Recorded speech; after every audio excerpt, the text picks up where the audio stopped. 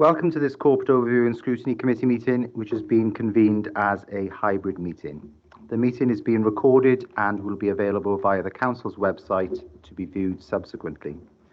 As this is the first formal Council meeting since the sudden death of the First Minister's wife, I would like to pass on my heartfelt condolences to the First Minister and his family and that of the whole committee.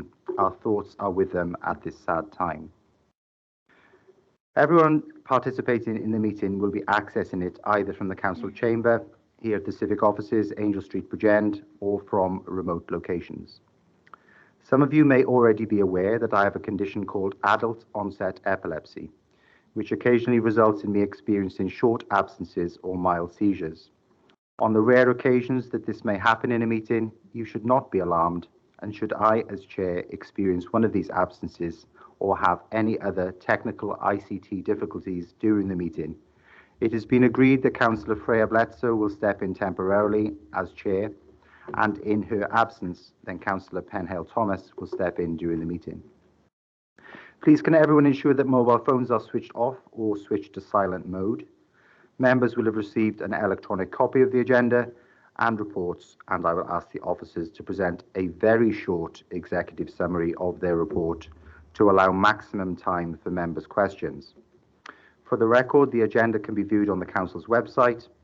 Officers and members are reminded to refer to the page numbers contained in the public version of the agenda report pack. Members and officers will be speaking at various points during the meeting, and those speaking may switch their cameras on at that point.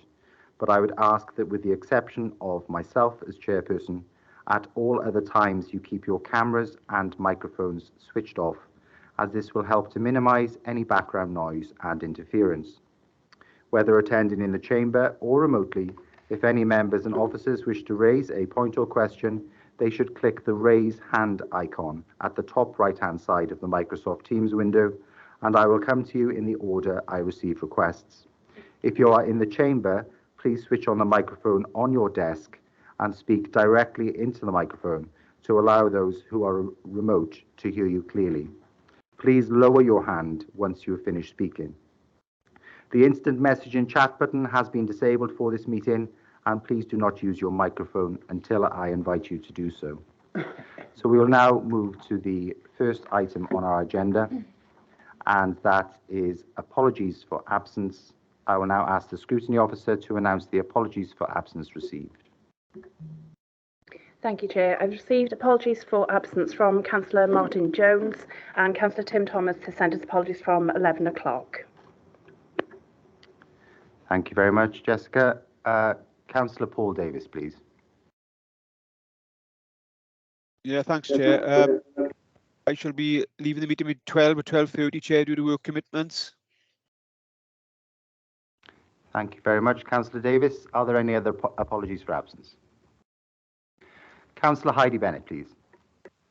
Thank you, Chair. As previously emailed, I'll be leaving at 1 o'clock. Thank you, Councillor Bennett. Councillor Jane Gebby, please. Thank you very much, Chair. Just to inform members, I need to leave at 1 o'clock due to prior diary commitments. Thank you. Thank you, Councillor Gebby. Are there any other apologies for absence? Okay, therefore I move to item 2 on the... Oh, apologies. Councillor Simon Griffiths. Yeah, so I also have to leave at 1 p.m. for a previous commitment. Thank you, Councillor Griffiths. Are there any other apologies? Okay, therefore I move to item 2, and that's declarations of interest. If any member has an interest to declare in any matter on the agenda, please click on the raise hand icon now. Councillor Paul Davis. Yes, Chair. They've got a prejudicial interest in item 6, Chair. Just for the record, I am taking further legal advice on this, but for this meeting, I'm going to call it a prejudicial interest, please. Thank you. Thank you, Councillor Davis. That will be recorded. No problem. Thank you very much for declaring that interest. Councillor Simon Griffiths, please. Apologies, I didn't put my hand down. No problem at all. Councillor Hugh David. Thanks, Chair. Apologies, this was a hand from the Apologies earlier. Just to say that I have to leave at 1 o'clock for a meeting with the Health Board with the Chief Executive and Chair of the Health Board. Thank you, Chair. Okay, that will be recorded. Thank you, Leader. We now move to item 3 on the agenda, and that is Budget Monitoring 2022-23, the Quarter 3 Revenue Forecast. I will now ask the Chief Officer of Finance, Performance and Change to present a brief executive summary of the report, and I will then call upon members who indicate they wish to speak by clicking on the raise hand icon. Caris, welcome. Thank you very much, Chair. Just to confirm for the recording that I'm Caris Lord, the Chief Officer for Finance, Performance and Change. So very quickly, the purpose of this report is to provide to you this morning an update on the Council's revenue position as at the 31st of December last year. The approved net revenue budget for this year is £319.5 million, and the Council's net revenue budget and projected outturn for the current financial year is shown in Table 1 of this morning's report. The table outlines a projected position as at the 31st of December last year, which is a net overspend of £731,000. This is made up of a net overspend on directorate budgets of £8.7 million and a net underspend of £8 million on our council-wide budgets. This is a change in position from our previous report, which was a net overspend of £3.4 million. You will know from previous reports there are significant budget pressures sitting in this year's budget, and just very quickly they relate to inflationary increases coming about as a result of the war in the Ukraine, and also increases in inflation rates that haven't been seen for decades. Also in relation to the pay claims for all staff, which have now been settled for this year, and you'll see they're now tracked through into this year's budget, and you'll see them. Also, many services across the council are seeing increases in demand, and that's now showing through in some of our budget heads as well. So due to those significant impacts, these changes they are having on the budget, and the fact that the position is continually changing, the budget is being very closely monitored this year, and we will continue to do that for the remainder of this year. So this morning's report, Chair, gives you significant detail with regards to the financial position across the authority, with the financial summary being provided at Appendix 3C and details in the report starting at Section 4.3. So if I may, Chair, I would just take you to Section 9 of the report and the recommendations that committee consider the projected revenue position for the current financial year. Thank you. Thank you very much, Caris, for that brief executive summary of the report. I will now ask members if they have any questions on the report, and I know that Councillor Martin Hughes has a question on 4.1.1. Martin. Thank you, Chair. It's just a query about on that table on the very end column. Is this a projected figure or an actual amount? Yeah, I think, Councillor Hughes, you're asking whether it should be quarter 4 on you rather than quarter 2, I assume. So, Caris. It is projected. It's a projected figure. Does that help, Councillor Hughes? Yeah, could you confirm which quarter that was then, Caris? I think. Yeah, do you want to take that? I think it might be just a typographical error. Perhaps it's Q4 projected, is it? Or yeah, Deborah would like to come in. Deborah Exton. Thank you, Chair. For the recording, I'm Deborah Exton, Deputy Head of Finance. So the very end column on the right-hand side is the figures that we were projecting we would be at year-end at quarter 2. So halfway during the year, that's what we expected the year-end position to be. The column to the left of that now is quarter 3. So as at December, that's what we anticipate the year-end position to be. So we're projecting what the year-end position will be, but it's based on 2 particular points in time. And the one that's greyed out is the actual position last time we reported. The one to the left of it is the position that we're reporting now based on more updated information. Hope that helps. Thanks, Deborah. Councillor Hughes, does that clarify matters for you? Yeah, I think I've got the gist of it. Thanks. Thanks very much. As usual, members, we'll be taking the report logically in page and paragraph order. So can I ask whether any members have any questions on pages 4 to 7 of the report? Councillor Griffiths, is this a question on pages 4 to 7?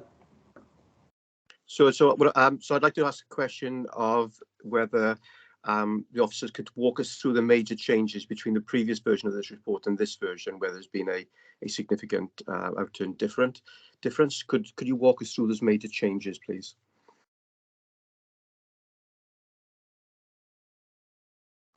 Thanks, Gareth. We can do. I would suggest, Chair, that actually a lot of the changes are in the text, in the body of the report. So the report actually gives you quite a significant detail, really, with regards to the position on the services and where there have been any significant changes. So I don't know whether you want to pick those up as we go through page by page, Chair.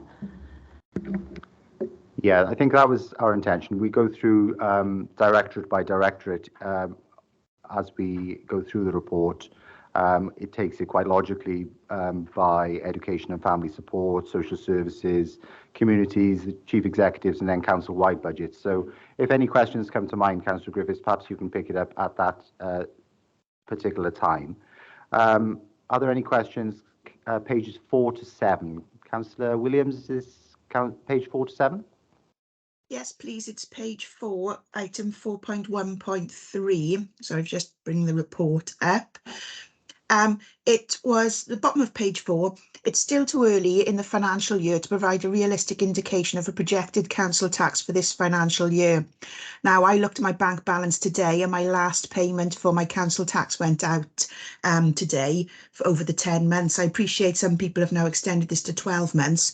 So I wondered, when in the year then are we likely to have a realistic indication of the projected council tax, please? Thanks. Thank you, Councillor. Thanks, Gareth.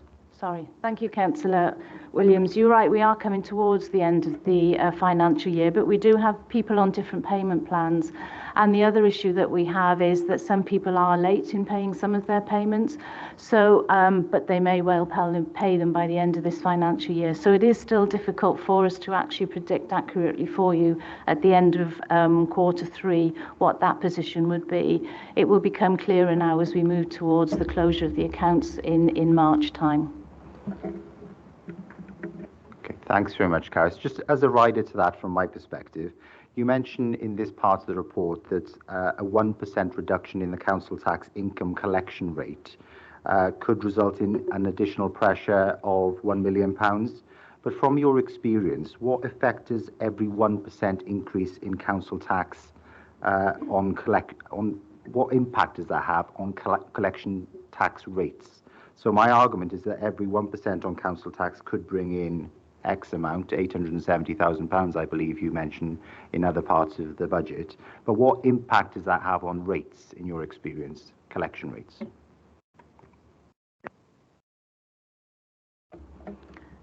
So, I'm sorry, I'm not really clear on your question.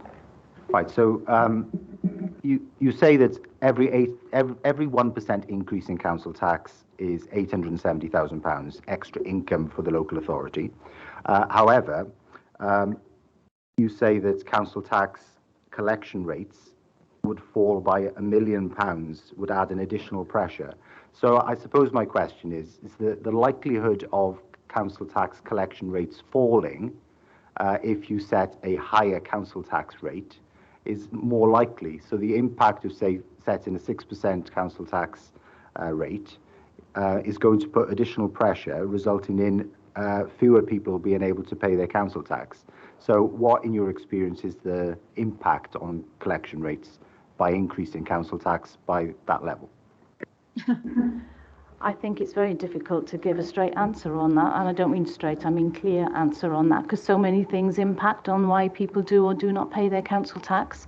There may be an impact on collection rates of putting council tax up, but actually we have robust processes in place. But not only that, we support people so that if people are struggling to pay their council tax, they can talk to us, and there are other avenues that they can have that we can help them in collecting their council tax.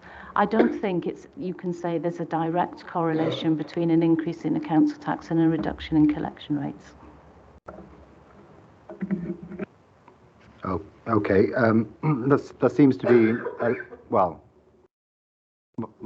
That seems to be rather strange to me, because clearly, if there's more pressure on individuals within a cost of living crisis, then they're less likely to be able to pay their council tax.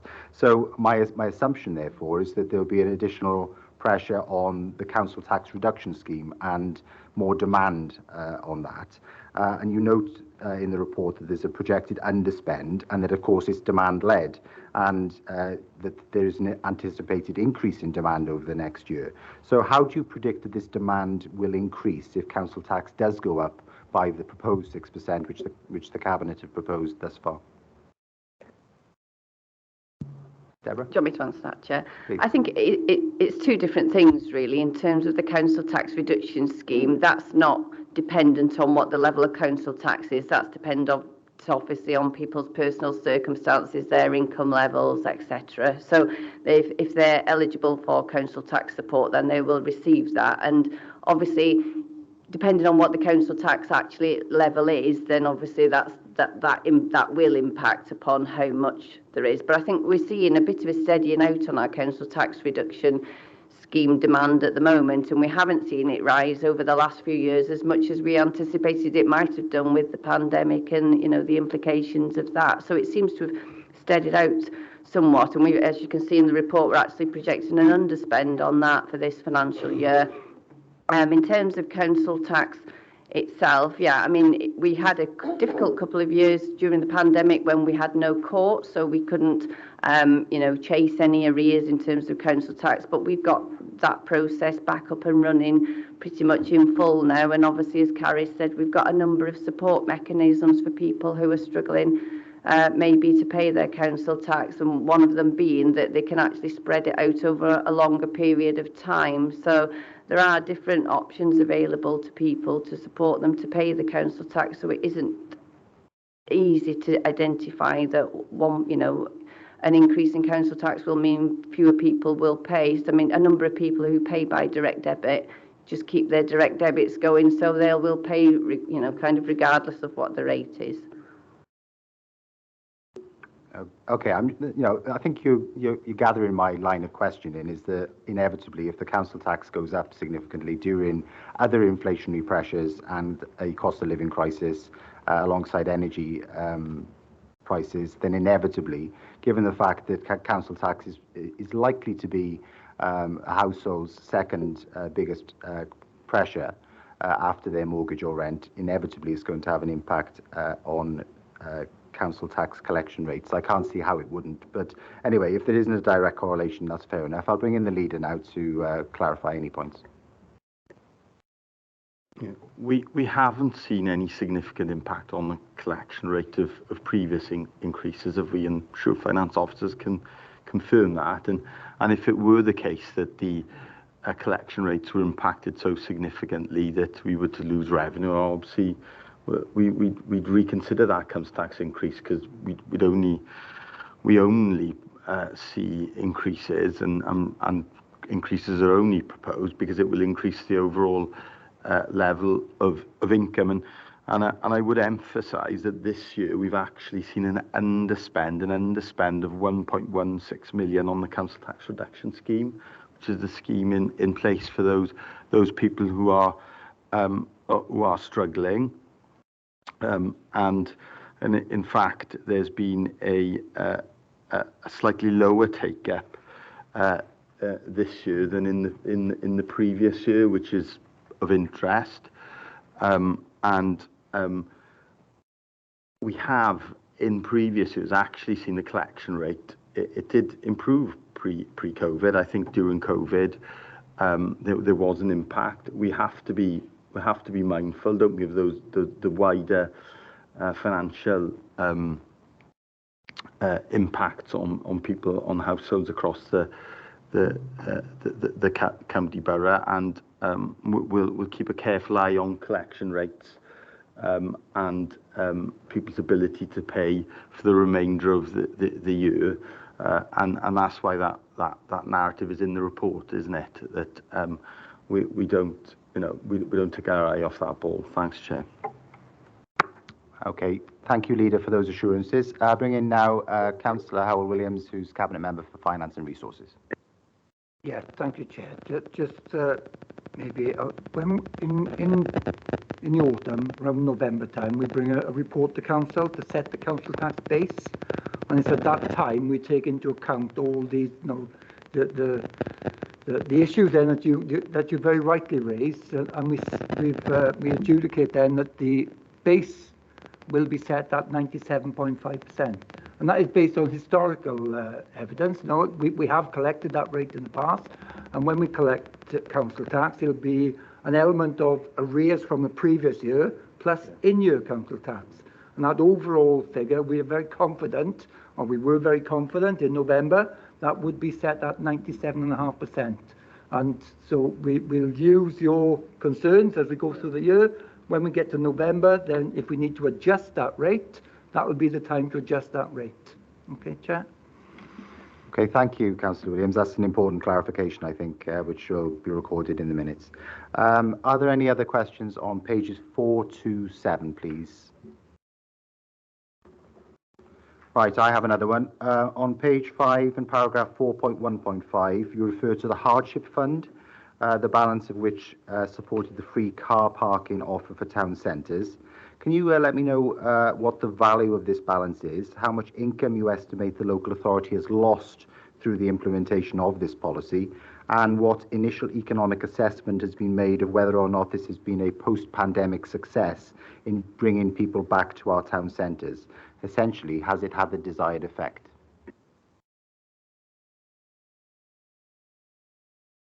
Who would like to take that question?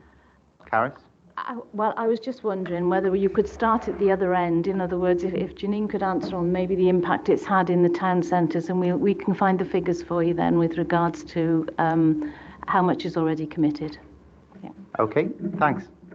Hospital pass to Janine. Thank you very much, Chair. For the purposes of the recording, my name is Janine Nightingale, and I'm the Corporate Director of Communities. Yes, it goes without saying the pandemic has had an impact on our town centres all across the borough, some more than others actually.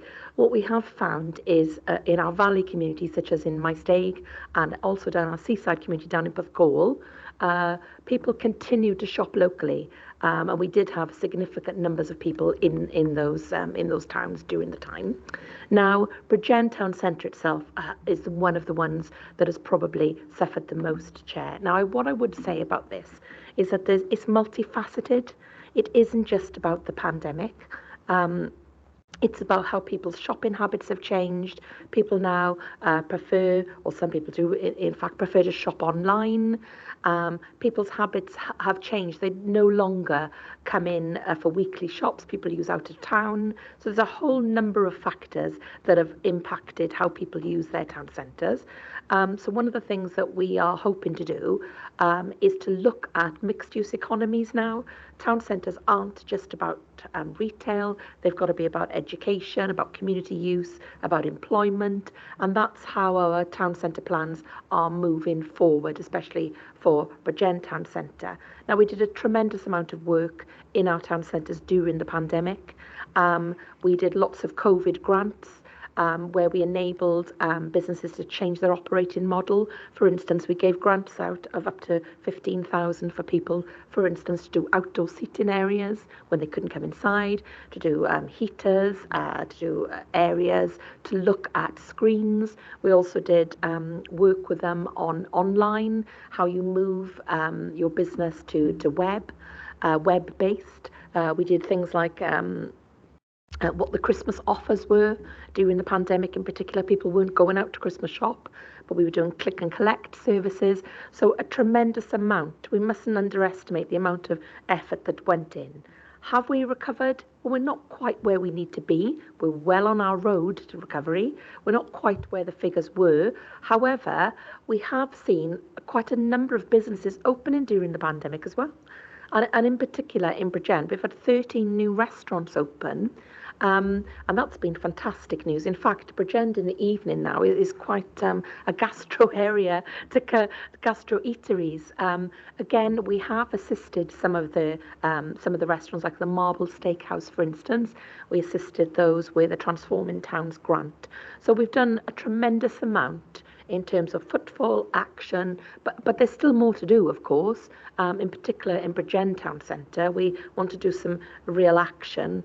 One of the first things that is going to make a fundamental difference, hopefully, is the college, the brand new college building we're bringing into Cheapside, working with Bridgend College, should increase footfall and be a catalyst for regeneration. So that's a bit of a long answer, Chair, but hopefully that's given you a tail end of what's going on with footfall, what work we've done and what we intend to do.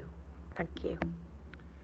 Great. Thank you, Janine, for that comprehensive answer. I just wanted to know whether it justified the expenditure, and I think Caris or Deb might have that answer now. I would say that the cost of the car parking support that's currently in place is about £18,000 a month. Okay, thank you very much, Caris. I'll now bring in colleagues. Councillor Simon Griffiths, please. Thank you, Chair. Just pertaining to my question much earlier, could you go through the differences between this and the previous time we looked at this report, please?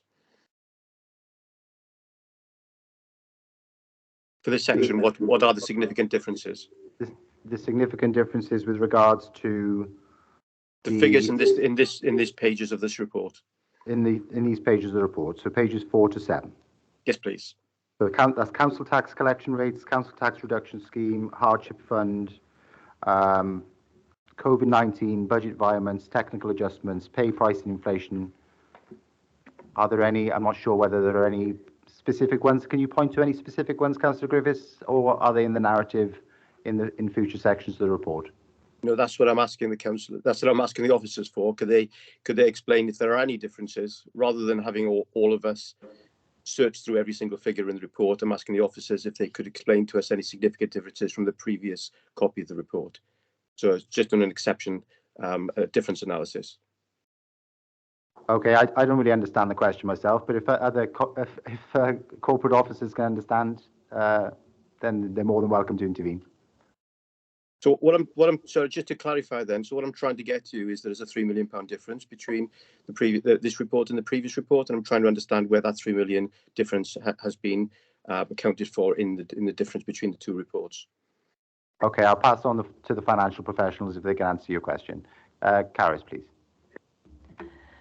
If I'm looking at those pages that you were talking about, Councillor Griffiths, I think the main changes I'd bring to your attention is we've had a considerable increase in the amount of money that we've applied for Welsh Government for, because things like the winter fuel scheme was a big area of spend for us during the third quarter. So you'll see a significant increase there in the level of payments that went out during that year, during that period. And also the other changes that you will see in the budget are detailed for you in 417, which is the environments that have been made during that third quarter. Most of them relate to the pay award was made and agreed in that period, and therefore we've adjusted the base budgets. Doesn't make a difference to the bottom line, but you will see a difference possibly in some of the service ones, because we've moved the money to fund that out of the central budgets and into the directorate budgets. I think those are probably the main ones. The others we'll probably pick out as we go further through the report and you go down into each service in depth. That's very clear. Thank you very much, Caris. Thank you, Councillor Griffiths. Councillor Thomas. Yeah, thanks very much, Chair. Just very quickly on COVID-19, page 5. Clearly, the Welsh Government has supported local authorities across Wales significantly over the last 3 years, and I know from having sat in previous budget discussions that support has been very welcome, and without it we would likely be in dire straits. Is this now likely to be the last financial year in which we can expect external financial support from Welsh Government with regard to COVID-19? Because when you think about all the other pressures that we have now, COVID-19 seems like a million years away now. Thank you, Councillor Pennell-Thomas. Caris? Deb? Yeah. So the COVID hardship fund actually ended in just after it started in 2021 and ended in 2022. So since that time, in the settlement for this financial year, Welsh Government put some funding into the settlement, which we have been using to support any ongoing costs which were, linked to the COVID pandemic. However, obviously, as you can see from Table 2, there are a number of individual schemes that Welsh Government have been, running through the local authorities, which they've extended the hardship fund solely for these purposes. I mean, in respect of the self-isolation payments, which have ended, the statutory sick pay enhancements, which have ended already. The free school meals, I think that ended in October half term last year. For that was during the school holidays, and then the winter fuel, which will be coming to an end this financial year. So as far as we're aware, there are no more hardship fund related schemes at the moment, but we never say never. We just don't know, but whether they'll be banded under COVID or they'll just be more cost of living related schemes, that's for Welsh Government to decide, but we've got no indication that any of these schemes will continue beyond this financial year. Thank you, Deb. Mark Shepherd, our Chief Executive, would like to intervene. Thank you, Chair. Just to add to what Deb said and just to build on that, while they may not be actually identified as COVID funds, I think one of the things we are finding is that Welsh Government still tend to potentially fund some of the consequences of COVID and some of the legacy issues. So, for example, later on in your papers, you'll see that we received additional housing money. And these are very much related to things that they recognise have emerged during the pandemic and subsequently. So I think you might find that it's not named as such, but I think it's the point Deb was making, but you might find that they still provide one-off grants on the basis of the recognition of the demands that have increased since COVID. Thank you, Mark. Councillor Pennell-Thomas, are you satisfied and content with the responses? Yeah, that's very clear. Thanks, Chair. Thank you very much. Unless there are any other questions on pages 4 to 7, we now move to section 4.2 of the report, and that's the monitoring of budget reduction proposals, pages 7 to 9 of the report. Does anyone have any questions on this section? Councillor Pennell-Thomas. Yeah, thanks, Chair. Can we have an update on page 9, column 5, please, which is the potential rental income, but obviously a shortfall with Ravenscourt? Thanks. Thank you. Mark Shepherd would like to come in, Chief Executive. Yes, I think a quick explanation is probably helpful here, in that originally that was identified, but because of the uncertainty of the new hybrid working policy and understanding exactly how that would play out. So this is obviously the first winter of that policy, and not knowing what the demand for office space would be, essentially that's been deferred. You'll find it in your MTFS proposals for next year. So I think we can then approach that with greater confidence about knowing what the demand for space would be, and we're already in the process, therefore, of engaging with other public sector partners and also potentially marketing part of Ravenscourt on that basis. And I think moving forward, we may find that we can rationalise even further. But I think it was just a prudent measure to say, well, let's not, in haste, rent out all of our space when we didn't really know what the pattern of working was going to be with the new demands and the new model. Thank you, Mark. Councillor Pennell-Thomas, you content? Noted. Thanks, Chair. Thank you. Bringing the leader now.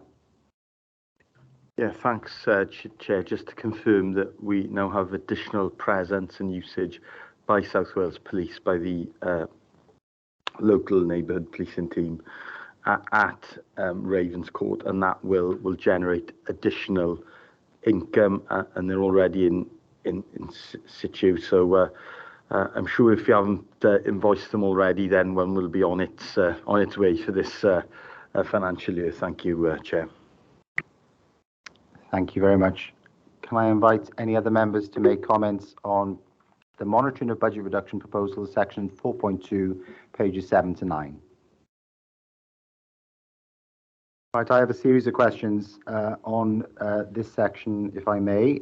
First of all, page 7, paragraph 4.1.12, regarding budget reduction proposals. You mentioned that where implementation has been delayed or are not achievable, directorates have been tasked with identifying alternative proposals to meet the requirements. Can you provide more details of what each directorate has done?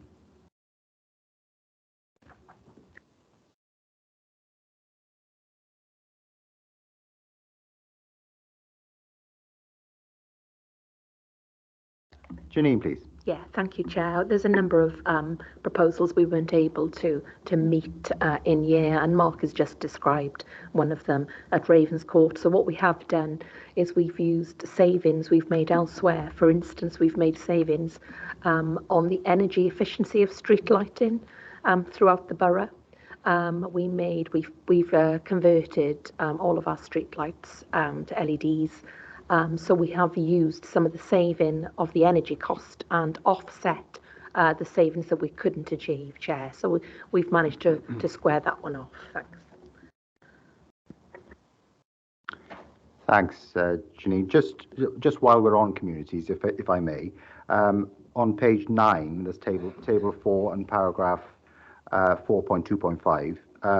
You outline, as you say, the most significant budget reductions which are unlikely to be achieved, and that's what Mark has already said, the £50,000 lease of Ravenscourt and the £35,000 for household food waste bags.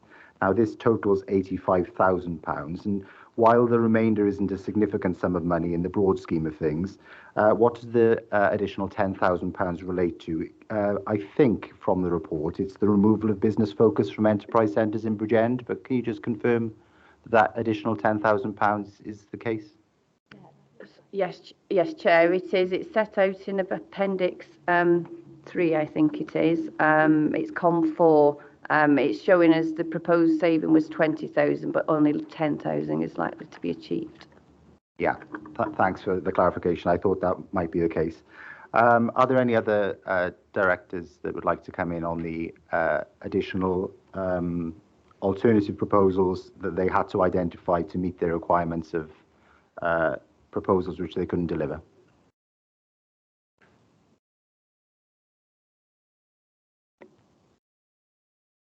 Nope.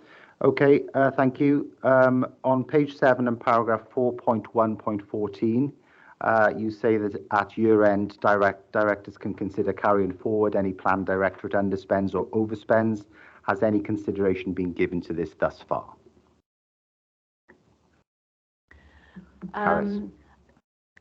No. You'll note when I made the introduction to the report, actually the position has changed quite dramatically from Q2 to Q3.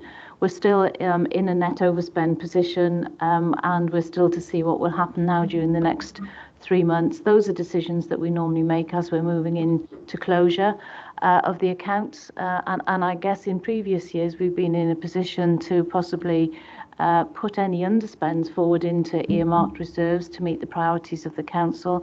There is a comment in here that, of course, we may well be in an overspend position, so that may not be the position at the end of this financial year.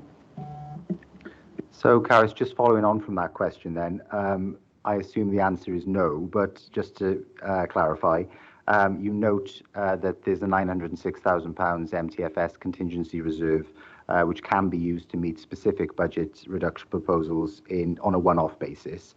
I assume, therefore, that you're not envisaging any directorates applying for those funds to mitigate against some of the shortfalls. At this point in time, the answer to that would be no. That's something we will consider as we close the accounts and we know the final position at closure of time. Thank you, Caris. You're rattling through these. Thank you very much. Janine's already mentioned the use of LED lighting, and I assume the answer is therefore yes. But has that been used to mitigate against the shortfall of the £60,000, which has been delayed because of the relocation of the community recycling centre from Tithixton to Pyle? I assume that's one of the... Yeah, so Janine is acknowledging that that's a yes for those people who are working remotely. And then finally, one for Lindsay Harvey, who's our Corporate Director for Education and Family Support. on page 9 and paragraph 4.2.6. The report mentions that a review of the budgets within your directorate, Lindsay, took place during Q3 with replacements savings identified from supplies and services budgets. I'm just wondering what this means in practice, really. Can you just provide more detail on what kinds of things make up supplies and services? Thanks, Chair. For the purpose of recording, I'm Lindsay Harvey, I'm the Corporate Director of Education and Family Support. So first of all, if it's helpful to the committee, I'll just give an update on why this was created in the first place. Due to the fact that there were changes in terms and conditions of Welsh Government grant, we had a shortfall in this particular area.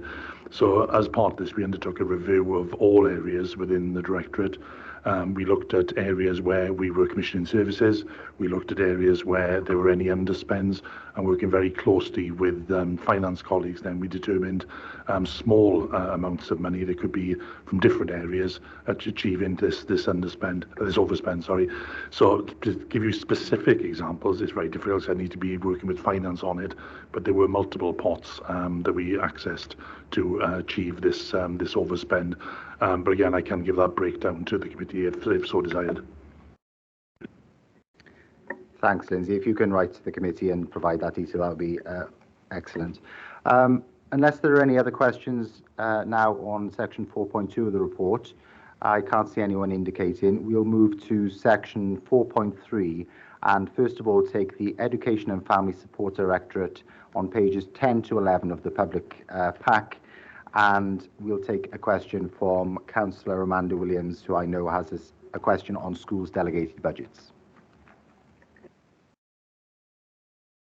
Thanks very much. Let me just go back to the page. Yes, it was on page 10 and it was under schools' delegated budgets. You said that there are 7 primary schools and 1 secondary school, 14% of all schools projecting a deficit balance at the end of this year. We've been discussing the potential of a 2% decrease in their budgets going forward from next year. I wondered if you had any information on what this would mean. Would this number increase the number of primary schools and the number of secondary schools going into a deficit balance, particularly as in our education scrutiny meeting, we had 2 head teachers who raised significant concerns. When we looked at primary schools, a large primary school, I think, would lose about £35,000, and a primary would be over 100, and a secondary, sorry, would be over £100,000. So are we predicting that there will be more at a deficit balance at the end of next year if we deduct 2% off their budgets, please? Thank you, Councillor Williams. Lindsay?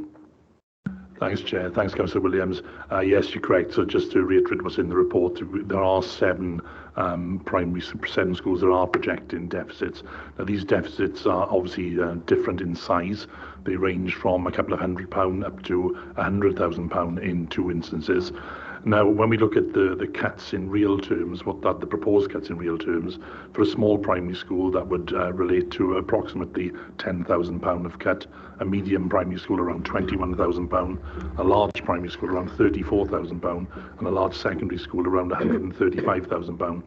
So obviously they would need to consider the impact of those proposed efficiency savings on their budgets. But again, as you probably heard when we met with head teachers are looking at a variety of methods to mitigate the impact of those cuts. But again, it will be challenging, there's no doubt about that. And obviously with the schools that are currently in deficit, this would be felt more keenly. Thank you, Lindsay. The Deputy Leader, Councillor Jane Gebby, would like to come in, followed by the Cabinet Member for Education, Councillor John Paul Blundell. Thanks very much, Chair. I think I just need to reiterate, because I'm sure we've had this discussion before in a previous scrutiny, council or cabinet meeting, and that is it's not a 2% cut to schools. And I really do think we need to be clear on the budget narrative around that. We are fully covering the cost of all pay increases to our teaching staff, whether they be teachers or school support staff on Green Book terms and conditions. And in reality, they don't have any cuts. Actually, it's more like a standalone budget, but when you look at all the budget settlements that we're proposing for schools, they're actually getting more money than they did last year. Thank you very much, Chair. Thanks, Councillor Gebby. Can I just ask for further clarity on that then? Because I know that you're covering the pay and price increases, but the cut in schools' delegated budgets still remains at 2%. And in Scrutiny Committee 1, which I also chair, we received grave concerns, that those were the words that were quoted, by 2 head teachers of 1 primary school and 1 secondary school about the infeasibility and the undeliverability of a 2% budget cuts within schools within Bridgend County Borough. So regardless of whether you're providing an uplift in pay and price, which covers that element of it, it is still a 2% cut in schools' delegated budgets. So I wouldn't want the committee to go away in saying that it isn't, because I'm firmly of the belief that it is, with the exception of the pay uplift which you mentioned. So I'm more than happy to bring you back in, but then I'd like Lindsay to clarify if I may. So yeah, please do come back in, Councillor Gebbie.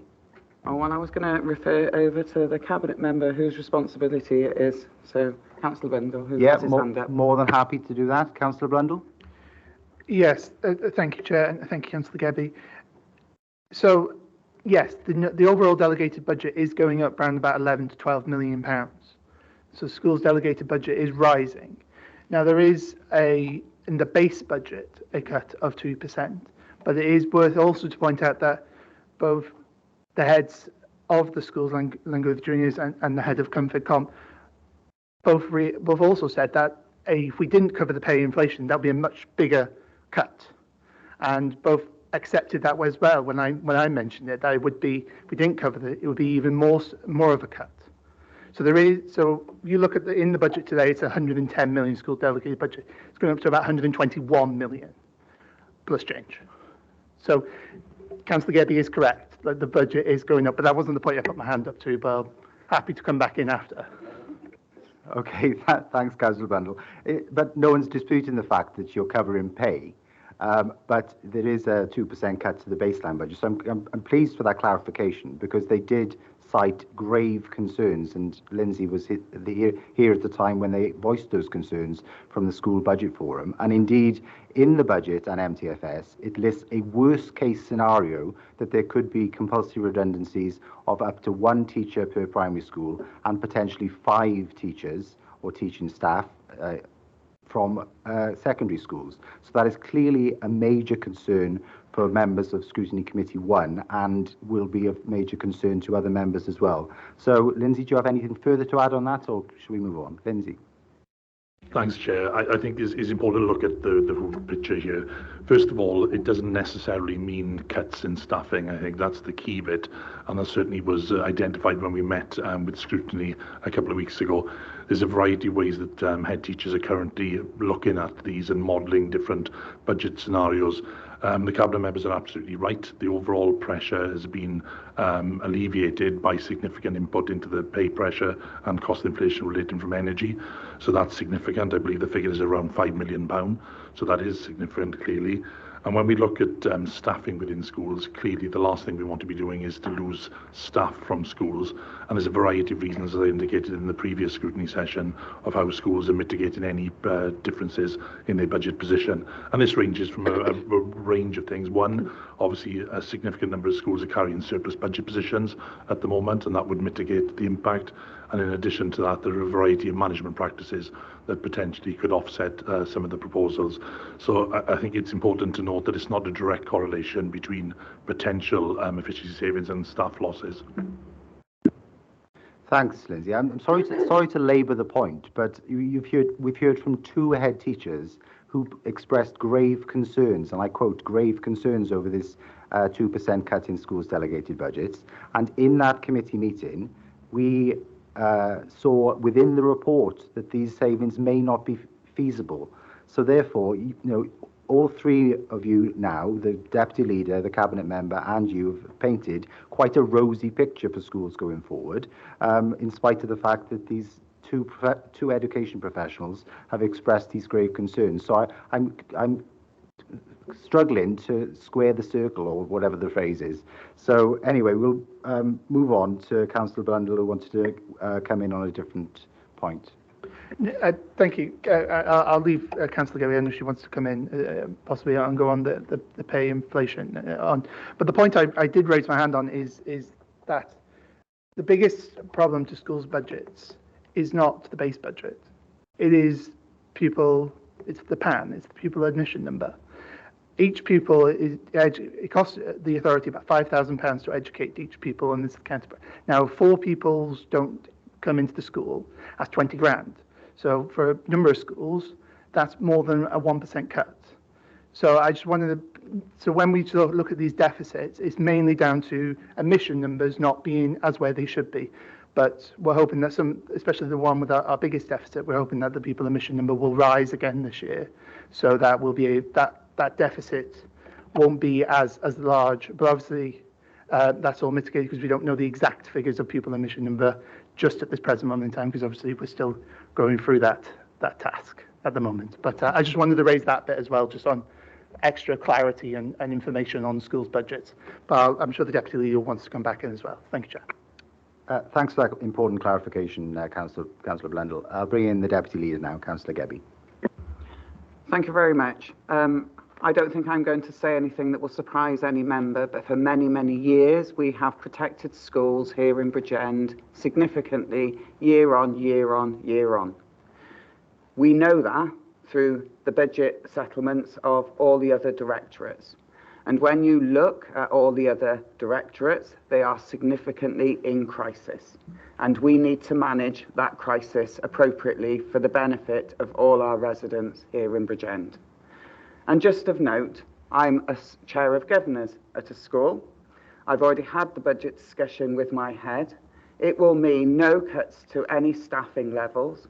And the reality is that he's quite happy that we've waited this long to do any sort of depreciation of their value. And it's not because we don't value them, it's because that we've protected them. And they know that we have to do something different this year in relation to schools. Now, I don't want to cut to my school. You know, everybody's aware of my school, but actually we already know because of the registration of pupils in the school that our budget will increase once we have those new pupils come through the door. So for us, it's a significantly different position. As a cabinet, we have to protect everyone, not just schools. And we need to suffer the pain across the board, as much as that's hard work. And I feel ridiculous. I didn't come into politics to cut any budget of any public service, but we have to work with what we've got. So as you say, we are squaring our circle as we need to. Thanks very much, Chair. Thanks, Councillor Gebby, and I know we're straying into other discussions which we'll have later on in the meeting regarding the forthcoming budget and budget reduction proposals. But given the fact that we've got all Cabinet members and corporate directors here now, it's important to raise these points. I'll come to Councillor Amanda Williams and then I'll bring in our Chief Executive, Mark Shepherd. Councillor Williams. Thank you very much. I'm a chair of governors too. I've had conversations. I know that the budget for my school will be in deficit at the end of next year.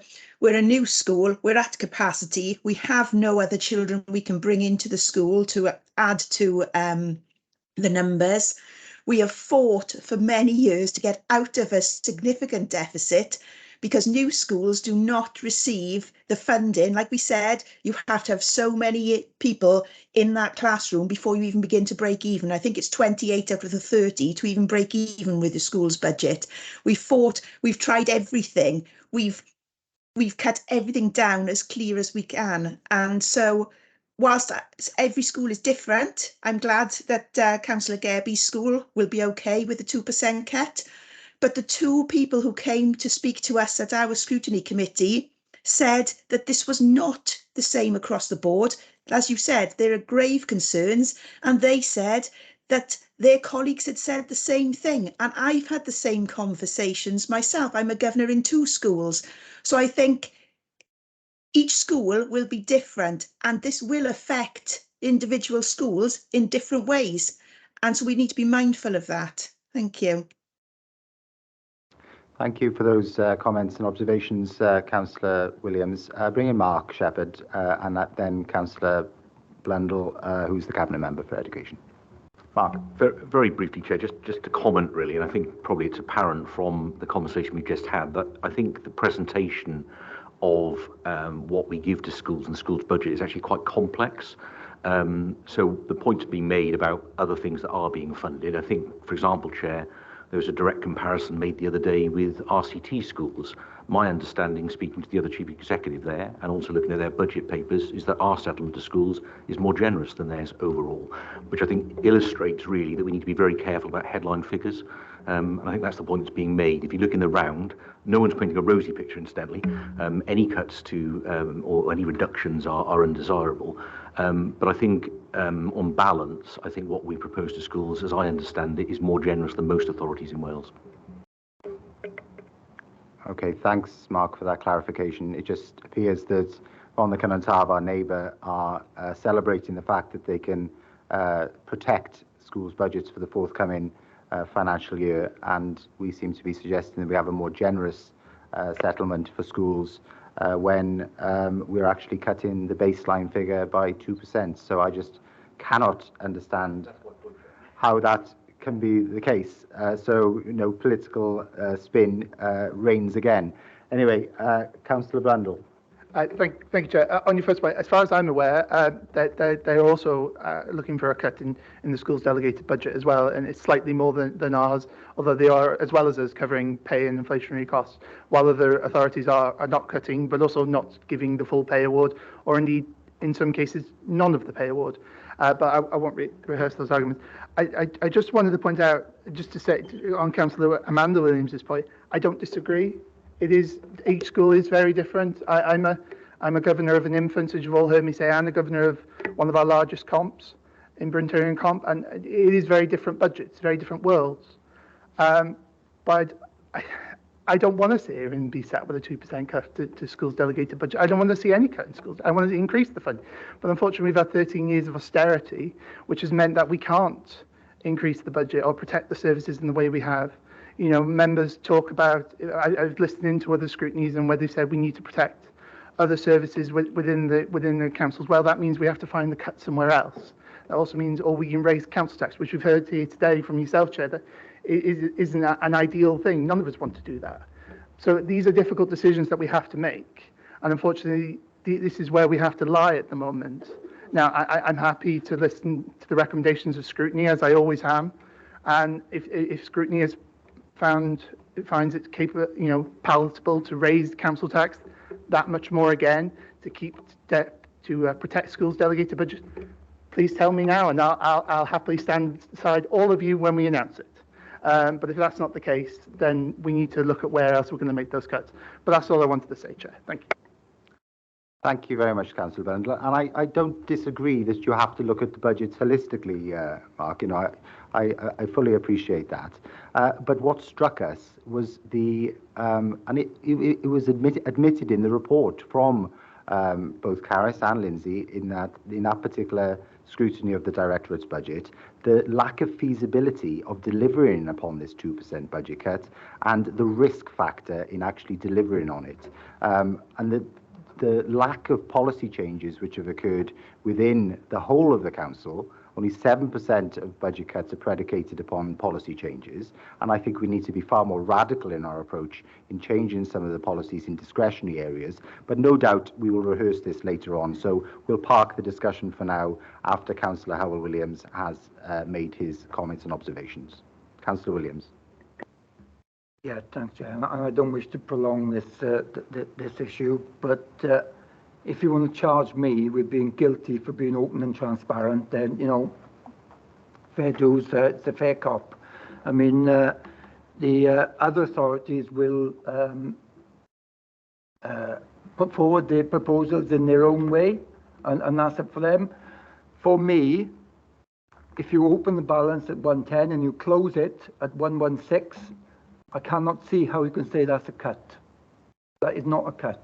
It's just the way that it's been presented. We are not cutting the delegated budget to school.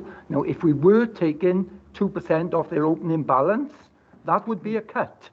And I can well understand the head teacher's concern for that. But it's the way that it's been presented.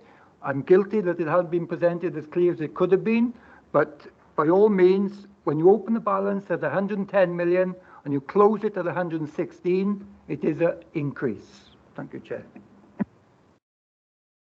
Okay, I'm struggling to reconcile that, to be honest with you. It is a 2% cut to the baseline schools delegated budgets without... Can I...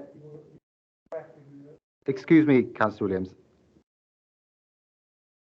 Councillor Williams, I'm speaking at the moment.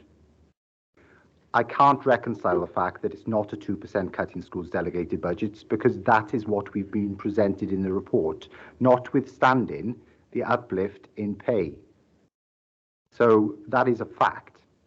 It's been outlined in the report. Unless anyone wants to come in and correct me that I'm wrong, that the report is incorrect, then that is what we've been presented today.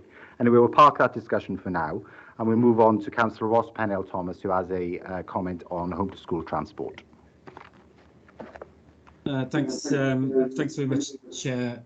Just very quickly on home to school transport, and I think if you consider the council's ability to generate income, which has been stymied for various reasons, which have been rehearsed in these and other meetings, I'd like an update, please, from the Director on the public service vehicle access requirement, effectively stymieing our position in order to generate income from paying places on the bus, on school transport. Clearly, we'd like that service to be able to wash its face. It's been an issue, as far as I know, throughout the last 3 years because of COVID.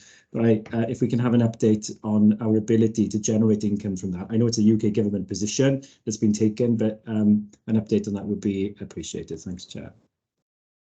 Thank you, Councillor Pennell-Thomas. Lindsay. Thank you, Chair. Thank you, Councillor Pennell-Thomas. Yes, just for the benefit of the committee, Councillor Pennell-Thomas is referring to the PS VAR regulations. Again, this is a UK-wide regulation. It prevents us, in essence, from providing commercial places on our school transport vehicles. Up until about 3 years ago, we were allowed to offer paid places on our home to school transport. There was a change in regulation some 2 years ago, Chair, that now prevents any local authority from doing that, save in the instance when it's expressly identified within the contract when we contract with private providers around home to school transport. So again, this caused us two challenges, really. One, a lot of parents would like to pay for places on our buses, which we would like to provide. And similarly, as Councillor Pennell-Thomas indicates, there could be some revenue coming into the council if we were able to do that. Currently, we are not able to do that, and I'm not aware of any review of those regulations at present. The one thing we have been asked to do, though, is to look again when we contract with new providers or put new contracts in place, and whether or not the new providers then can provide some of the requirements that are required under the regulations to provide these commercial places.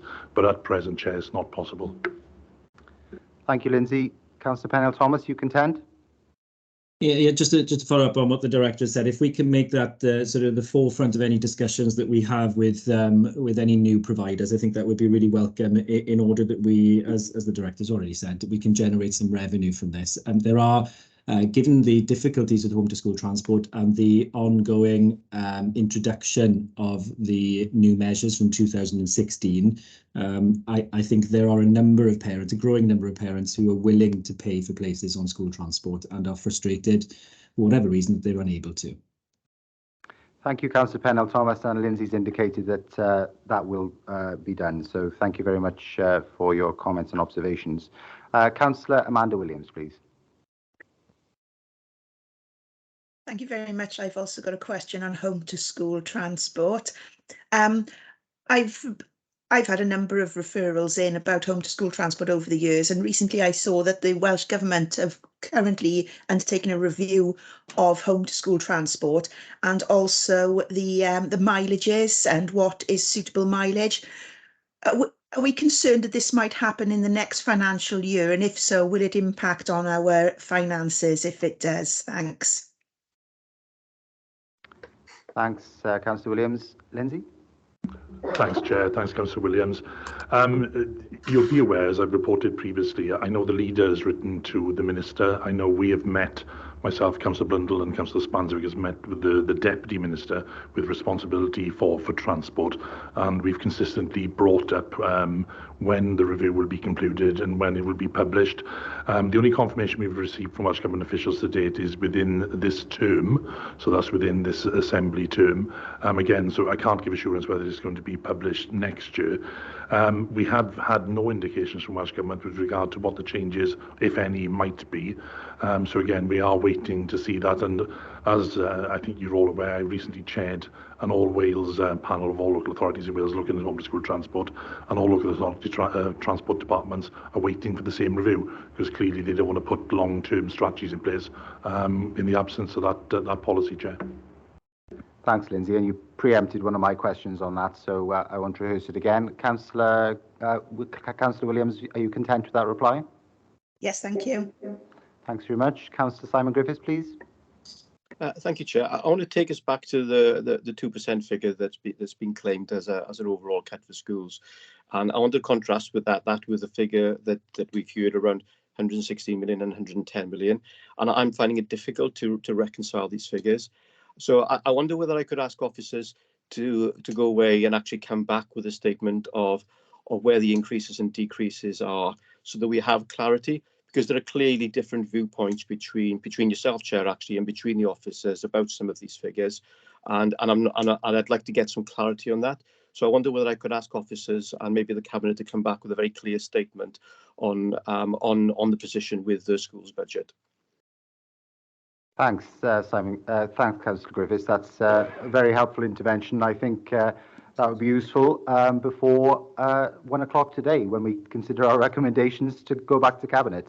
But that is unlikely to occur, so perhaps a written explanation of where the budget is on school education would be appropriate, given our difference of opinion here in the Chamber today. We are now going to move to Councillor Penhale-Thomas, who's raised his hand. Sorry, point of order, Chair. What part of the Constitution are you raising a point of order on, Councillor Griffiths? So I was requesting a report, and I'm not clear Councillor Griffiths, what part of the Constitution are you raising a point of order? So I'm asking a question for clarification, please, Chair. That's fine.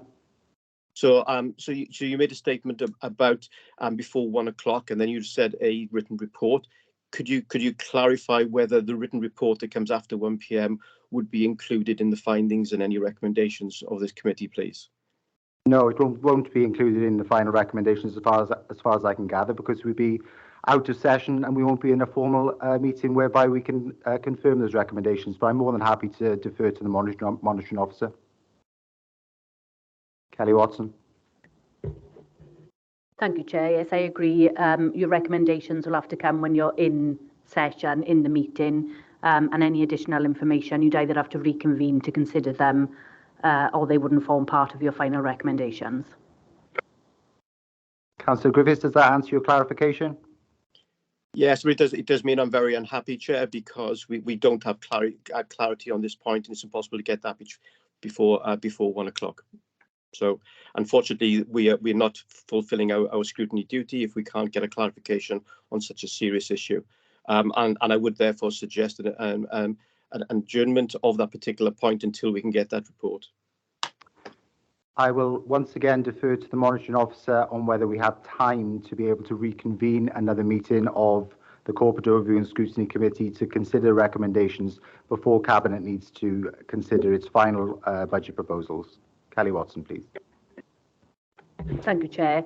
I think for this item, I don't know whether this would form part of the recommendation for this item or whether it would come into the MTFS item, which you're going to be considering later. So I can't see any reason why this particular item would need to be deferred, but that's obviously a matter for the committee. Timings are very tight. We have Cabinet on the 22nd of February. So to adjourn this one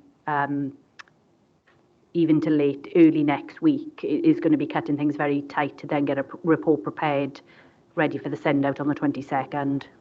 We are already in February tomorrow. I make a final point, Chair, if I may.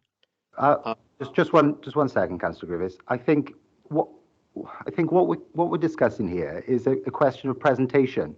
I think that's what Councillor Howell Williams was suggesting, in that yes, we all recognise that there is a de facto uplift in schools' budgets, overall budgets, because they're covering the price inflation. But my point was that it's a 2% cut in the baseline budget, and therefore schools have to manage that. They have to manage their service delivery around that, exclusive of pay. So it's a presentational matter, isn't it? So while some people may suggest that it's an uplift in the budget or a static budget, given the 10% plus inflation, the baseline budget is being cut. So I don't know whether that provides the clarification you need, Councillor Griffiths.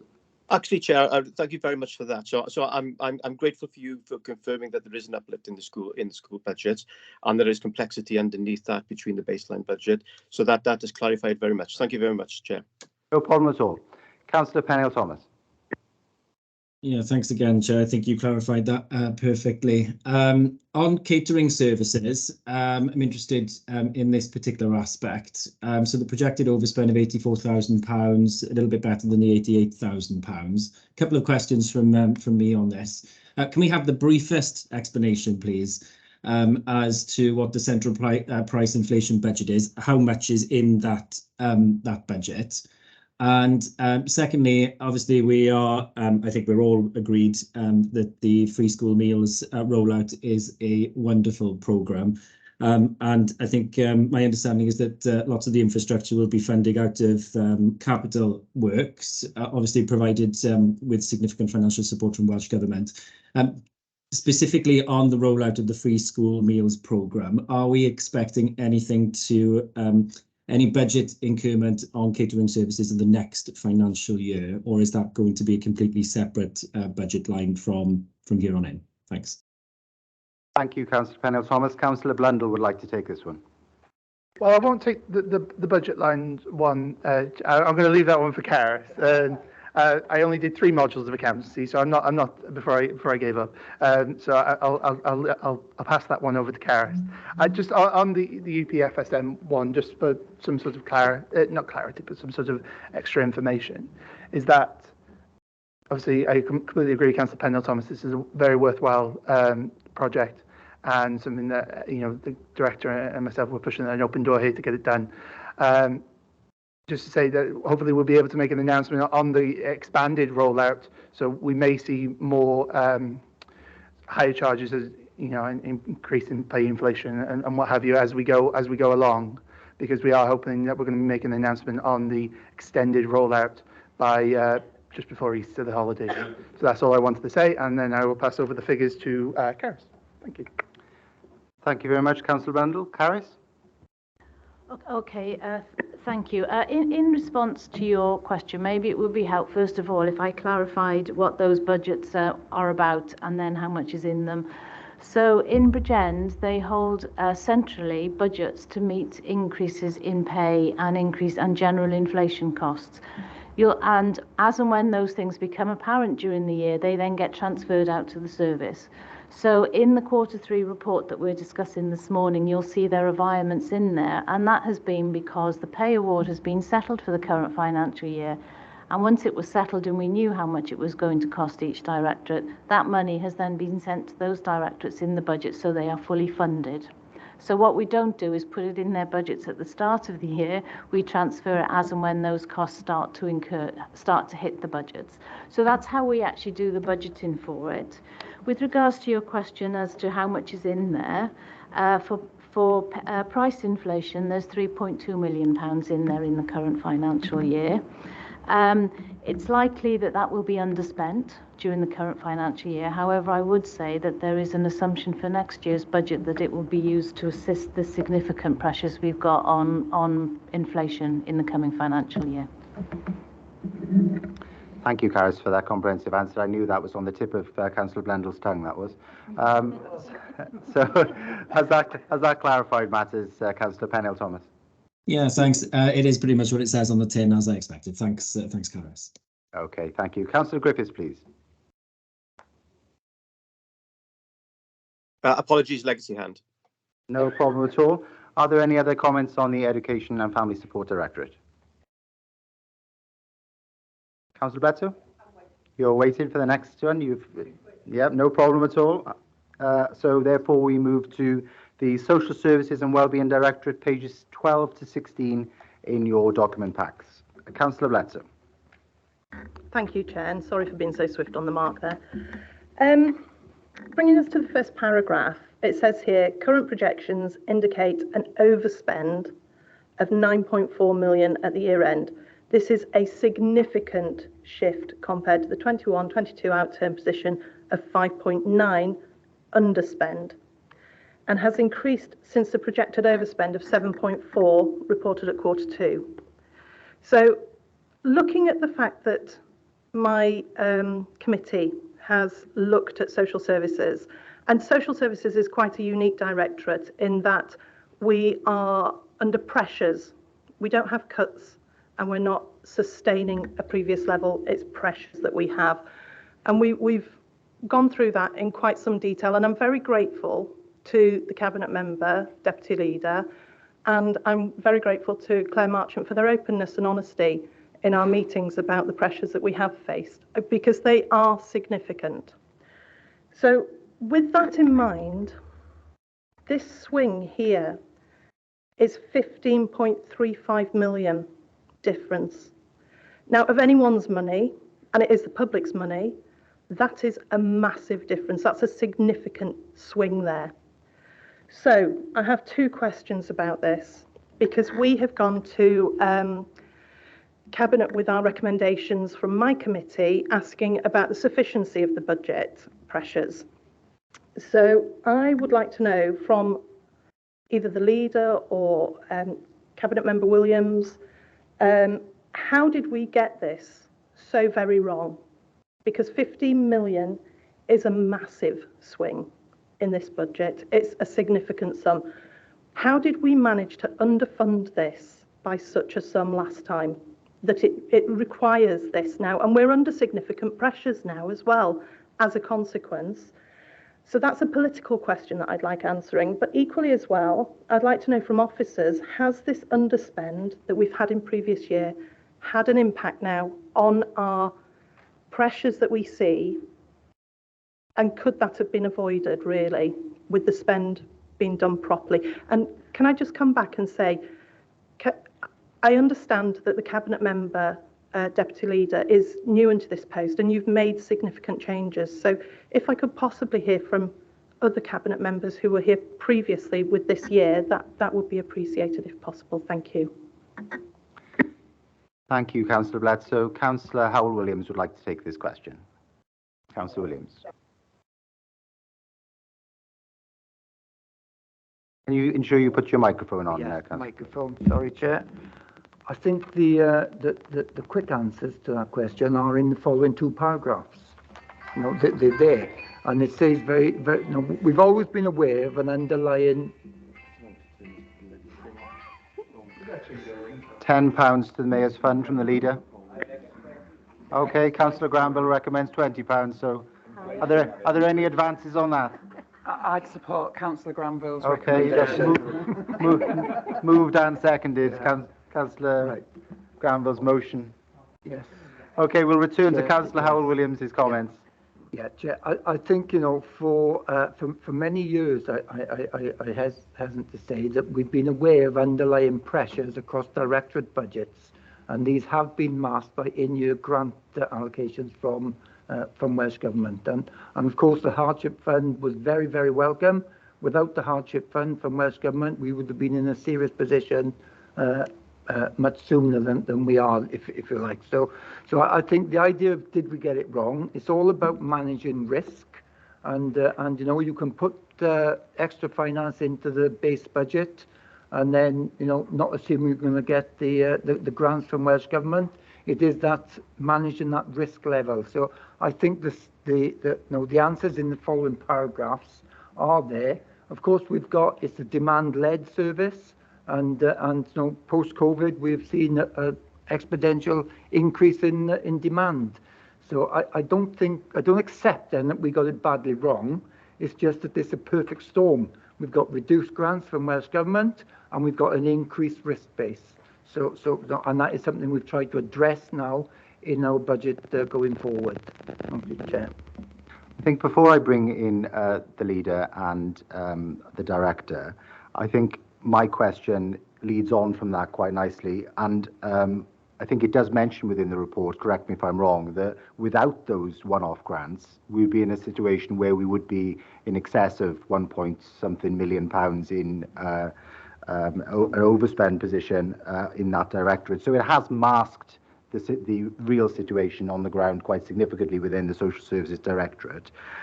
However, perhaps as you can provide additional narrative, and I'm sure that Claire will do this after I bring in the leader, about what you, and of course the Deputy Leader is the Cabinet Member for this particular Directorate as well, is what you attribute the exponential increase in demand in both children's and adult social care, and the consequential variance of 23.7% and then 7.7% against both children and adults' social care budgets, respectively.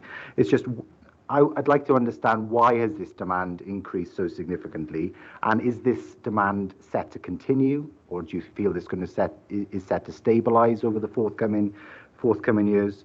And then I suppose the final point that I would make is that you've had to make some in-year budget reduction proposals or budget reductions within your directorate, including practice and commissioning for all service areas, remodelling day service provision for older people and learning disability services, and remodelling supported living services. This clearly hasn't been without consequence. So has this exacerbated pressures within your directorate? So I'll bring in Councillor David to comment on Councillor Bletzer's original point, and then perhaps we can explore the demand issues which Councillor Williams raised within his answer. So Councillor David first, and then Claire. Well, thank you, Chair. And I think the Cabinet Member for Finance has outlined the reasons why we're in this position very well, and it's there in the report. In previous years, we've had grants from Welsh Government. Those grants are not there. Now, what Welsh Government will say is the grants are in the settlement, and now they're in the settlement, we are putting in, and there's proposed significant growth in the budget for social services, multi-million-pound growth in the budget for social services. It will receive the lion's share of growth for next year. But I'm not aware of a social services department in any of the 22 local authorities in Wales that is not experiencing an overspend for this current year, because the increase in demand has been unprecedented. We anticipated an increase in demand for services, but not at this level. No one last year, and it wasn't proposed by chief officers. There was no anticipation from chief officers or any members of this authority that we would see the increase. In particular, I would draw attention to the increase in the budget for services for people with learning disabilities. And that is because of the complexity of the need that has changed. So you can literally have a handful of individuals with very complex needs that require round-the-clock care, 24 hours a day, 7 days a week, from a number of carers. We've asked at the last Cabinet meeting, I've asked for far greater detail on that, and if there's any action that we can take to try and contain that demand. But as you will recognise, I know that your committee's done a lot of work on it, it's difficult, isn't it? Because if that demand appears, and sometimes it will appear very suddenly, for example, we'll have parents that can provide care to their adult children with learning disabilities. They can suddenly there can be a death. They can no longer provide that care. We have to provide that 24/7 care to those people in a supported living setting, and that can have huge implications, and does have huge implications for our budget. So we are doing extra work around learning disabilities, because that's probably actually the biggest variance there. But as you know, there's also demand on services for older people and demand for services for children as well. So as the Cabinet Member for Finance has described, we have a perfect storm at the moment, but as you've also recognised, Councillor Blatt, so there are proposals within the budget to address some of those base budget pressures. Thank you, Chair. Thanks, Leader. I think that sets out the context very well, and nobody's denying the fact that there is significant demand pressures on the Social Services Directorate. I suppose what I'm getting at is why, and I suppose there is a perfect storm of the cost of living crisis, post-pandemic issues, and no doubt numerous other factors. So perhaps I can come to Claire first of all to build upon that, and then I'll come to the Deputy Leader, Councillor Jane Gebbie, to answer the question before bringing in Councillor Amanda Williams. Claire Marchant, the Corporate Director for Social Services. Thank you very much, Chair. As you say, I'm Claire Marchant, Corporate Director of Social Services and Wellbeing. So in terms of the social services budget, I think that there are three issues that are relevant. One is around workforce, one is around demand and need, and demand is both quantitative and qualitative in terms of the complexity of need, and the third is around the supply side, the market in which we operate in terms of social services. So if I take it in those three areas, in terms of workforce, there's been a significant I suppose shift, particularly in the social work workforce and the children's social work workforce over the last couple of years during the pandemic, in which individuals are choosing to progress their careers via an agency route. This is destabilised, I would say, the children's social work workforce in Bridgend and in other parts of Wales and indeed across the UK. And we've moved from a position where we were using relatively low numbers of agency workers to a situation where, you know, key parts of our service are almost entirely dependent on agency workers at this moment. I'd highlight to you our IAA service and our East Safeguarding locality. It's really important that we engage agency workers in order to fulfil statutory duties. But that perfect storm in terms of workforce for that part of our system has been accompanied by a reduction in the numbers of individuals registering on social work courses. We've got a range of actions, short and medium and longer term to address, but none of them are impacting immediately. And that means that really is driving a budget overspend position. We've also linked into the demand position in our children's social care operating significantly above the funded establishment at this moment in time in key parts of our service, particularly again the IAA service and what's happened in terms of demand. There has been a post-COVID impact, but there's also been a particularly Bridgend context to that increase in need and demand.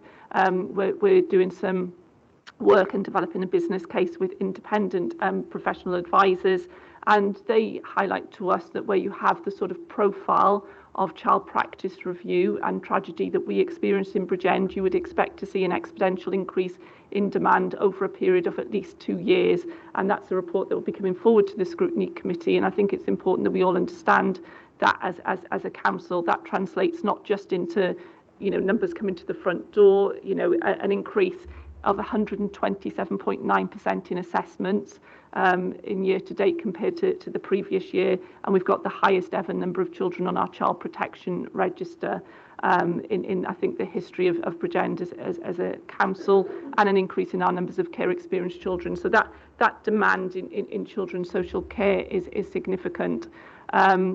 And in terms of then how we meet that demand, a number of those children, and I'll come on to adults in a moment, obviously require a service. Some of them will require a placement. We are seeing changes in the market. We've got a Welsh Government policy around eliminating profit from the children's social care market, and that is resulting in some changes in the way that market operates. We are supporting more children in placements where they're not regulated, and that requires a high staffing ratio in terms of the sort of support that we need to provide there to keep children safe. We're also seeing the unit cost of residential placements increase, and a small increase in the number of residential placements, and we're still relatively low compared to other authorities in Wales, but as we sit here today, we've got 15 independent residential placement, 4 mother and baby placements. Each one of those is very expensive, and it's a volatile budget, and it's difficult to budget for. In terms of adult services, it's a massive budget area and massively complex, and it's hard to talk about it as a whole. And the leader's already identified some of the issues in terms of learning disabilities. I would say for learning disability, there's been a seismic shift post-pandemic. So what happened during the pandemic is obviously community provision closed down, day services weren't operating as they usually would. People spent more time living in their supported living environment, they spent more time accessing their community, and lots of people want to continue to do that. So we've seen that really big increase, haven't we, in terms of the cost of supporting living, direct payments, and in terms of domiciliary provision. We're still operating learning disabilities, and this is where there's a review ongoing at the moment with some, again, independent experts to look at that model around day opportunities, because what's started to happen, and I'll come on to older people in a moment, is that because of the challenges in terms of care and support at home, more older people are now accessing the day services. And so whereas it might seem quite obvious, wouldn't you reduce your day provision, and because less people with learning disabilities are going, more older people are accessing that provision, and therefore, you know, it's not as straightforward as one might think. But we do absolutely acknowledge that we need to come back through scrutiny committees and to Cabinet with a clear plan around that, because it's happened, you know, quite quickly really as a consequence of COVID, and we need to have a clear plan. It might need to be some resetting of the budget between older persons and learning disabilities if that's the way that we're meeting services going forward. In terms of the older persons budget, these issues I know are well rehearsed, but again, there's a significant workforce issue. We know that the care workforce it is one that we really value as a county borough. We have both in terms of our internal care workers and also in terms of those through the independent sector. So we're supporting the independent sector to pay real living wage to support the increasing costs of fuel. So there's additional money there in terms of contracts. In terms of demand, we know the issues, don't we, in terms of the hospital interface and the complexity of the demand there as we move forward. And we're also seeing those issues not just in care and support at home, but in terms of our care homes and, you know, corporate risk register issues in terms of, you know, the ability of providers to keep going with all of those pressures on them. So I would say that, you know, very, very common to many other authorities, the issues that we're experiencing in adult social care and the need, you know, for us to have that service and financial plan locally, but also some you know, really significant national policy matters as well, which I know are being considered at government level. Thank you very much, Claire, for outlining in such a comprehensive way the bleak context which we're looking at the moment. And I think you have unanimity across all members in ensuring that this particular directorate and area is protected from future budget reduction proposals. But we'll now move to Councillor Gebbie, who's the Cabinet Member for Social Services. Thank you very much, Chair. And I don't want to rehearse anything that's already been said. I don't think we're in a unique position here in Bridgend, irrespective of our funding. I don't know what you call it now. I can't even think. Menopausal brain. Sorry, it's gone. Okay. No, but the way we lay it out. So anyway, I can't think of the word, and I'm really, really sorry because it's just gone. The profile. There we are. See. I don't think we've got a different and significant profile to any other local authority here in Wales. I think it's well rehearsed. The strains, the complexity, the difficulties with staffing. There are measures that we're taking to try and address those issues, but I don't think it comes as any surprise as an outcome of COVID that we have a further demand on our services. I think what I would say is I expect that position to keep increasing, if I'm really very honest. We have an ageing demographic here in Bridgend. We know that more people are coming to live here in Bridgend. That will increase the demand on our services going forward, and people are wanting to move out of city areas. They want to come to Bridgend. We're considered a nice place to live and work now. I think that's really beneficial to our workforce, and we are taking strides in order that we appoint appropriate, permanent, directly employed staff rather than any agency provision. However, we are going to need that agency provision because no matter what measure we've put in place, we cannot get people through the training requirements that are nationally required for any social worker. There's a significant investment in their time, their energy, and what they need to do in university, and then their placements thereafter. So this is going to be something that we are not going to resolve in the next year or two even, is what I would suggest. Thank you very much, Chair. Thank you all for your comprehensive answers. I believe it was Councillor Bledsow's question originally. So I'll go back to Councillor Bledsow to see whether she's content, and then move on to Councillor Williams.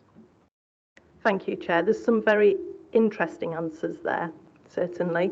However, if I could possibly just come back and note that some of these pressures that we've had are not new pressures. We have known about these for some time.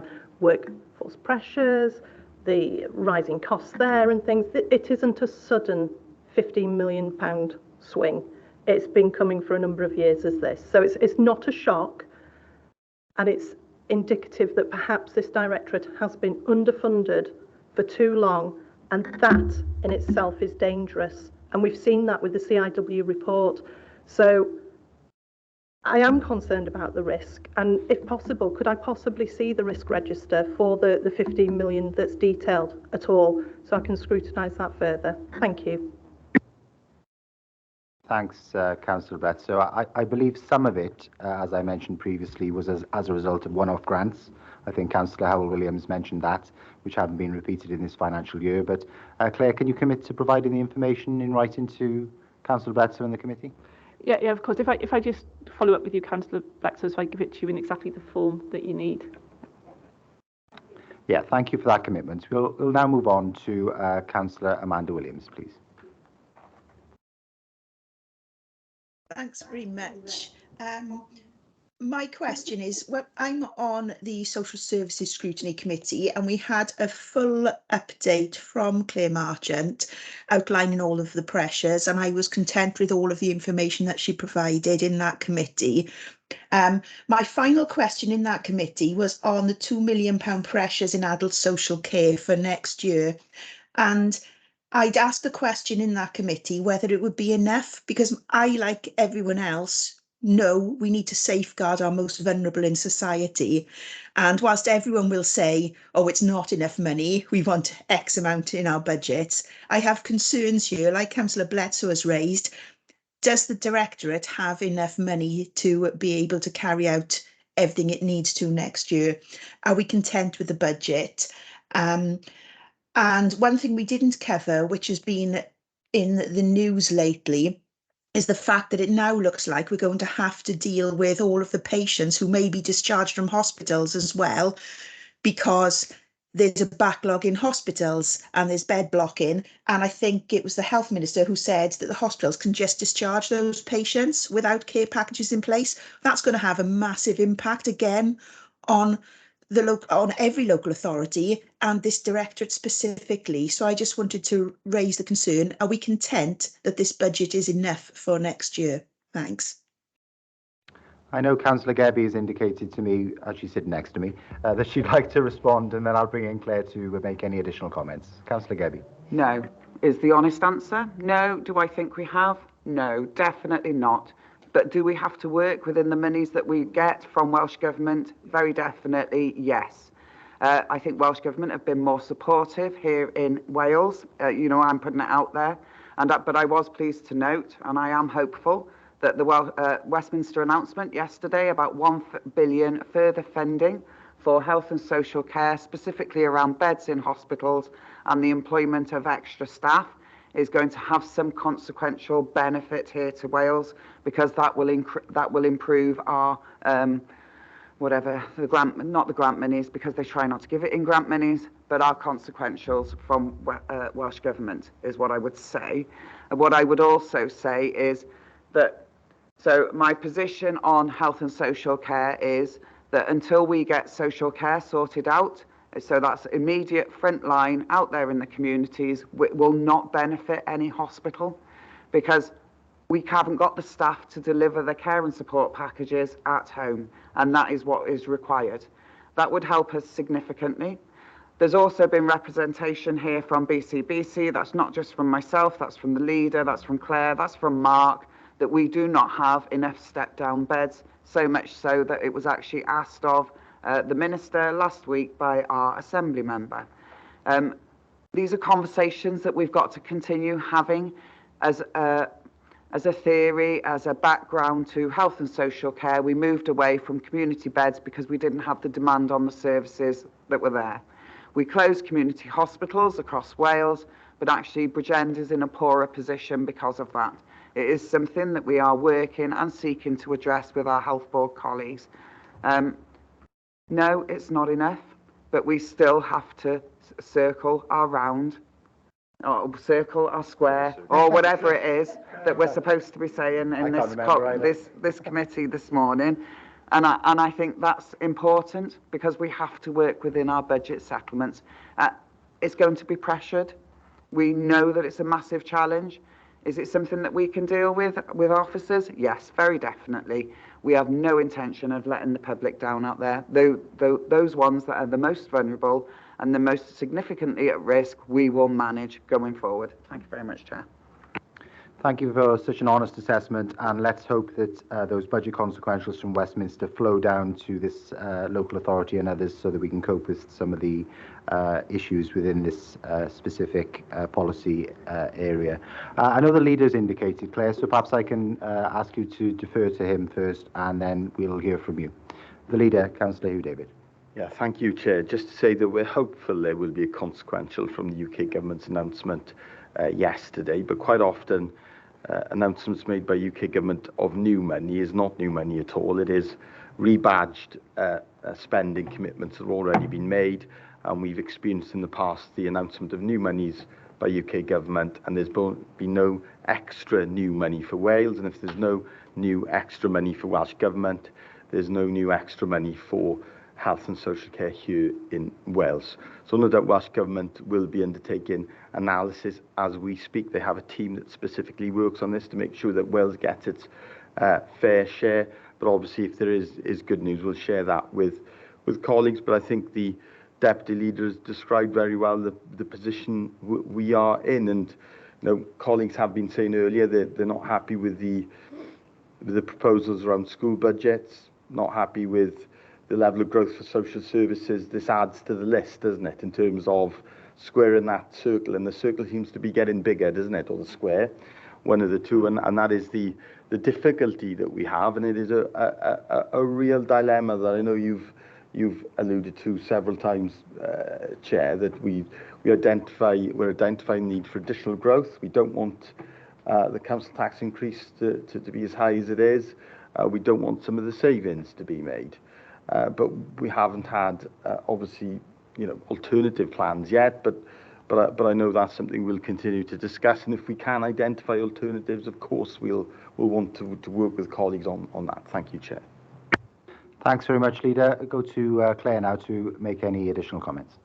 Yeah, only very briefly. I think certainly within the Directorate and as Statutory Director, we recognise the impact on the whole of the council around these budget pressures within this area. I go back a number of years. It used to be called the Graph of Doom, didn't it, from the WLGA about the impact of social services and demographics on whole council's budget and what it meant for the rest of the council.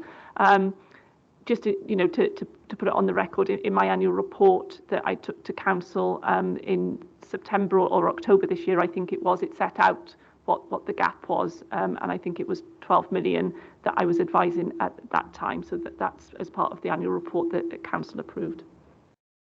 Thank you very much, Claire. I'm conscious of the fact that we've spent a great deal of time on this, so we'll move to other colleagues now, and we'll go to Councillor Ross Pennell-Thomas.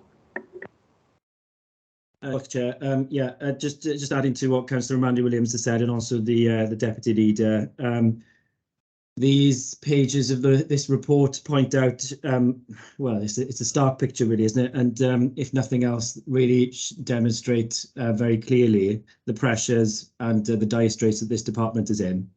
And I know those conversations have been had behind the scenes as well. For me, some of the overspends are a direct consequence, and I think the Deputy Leader's referred to this, of health and social care having worked in complete and utter silos for a number of decades.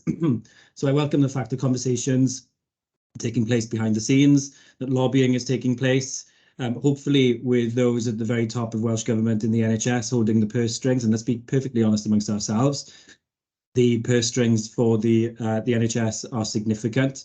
It is the Welsh Government's biggest budget.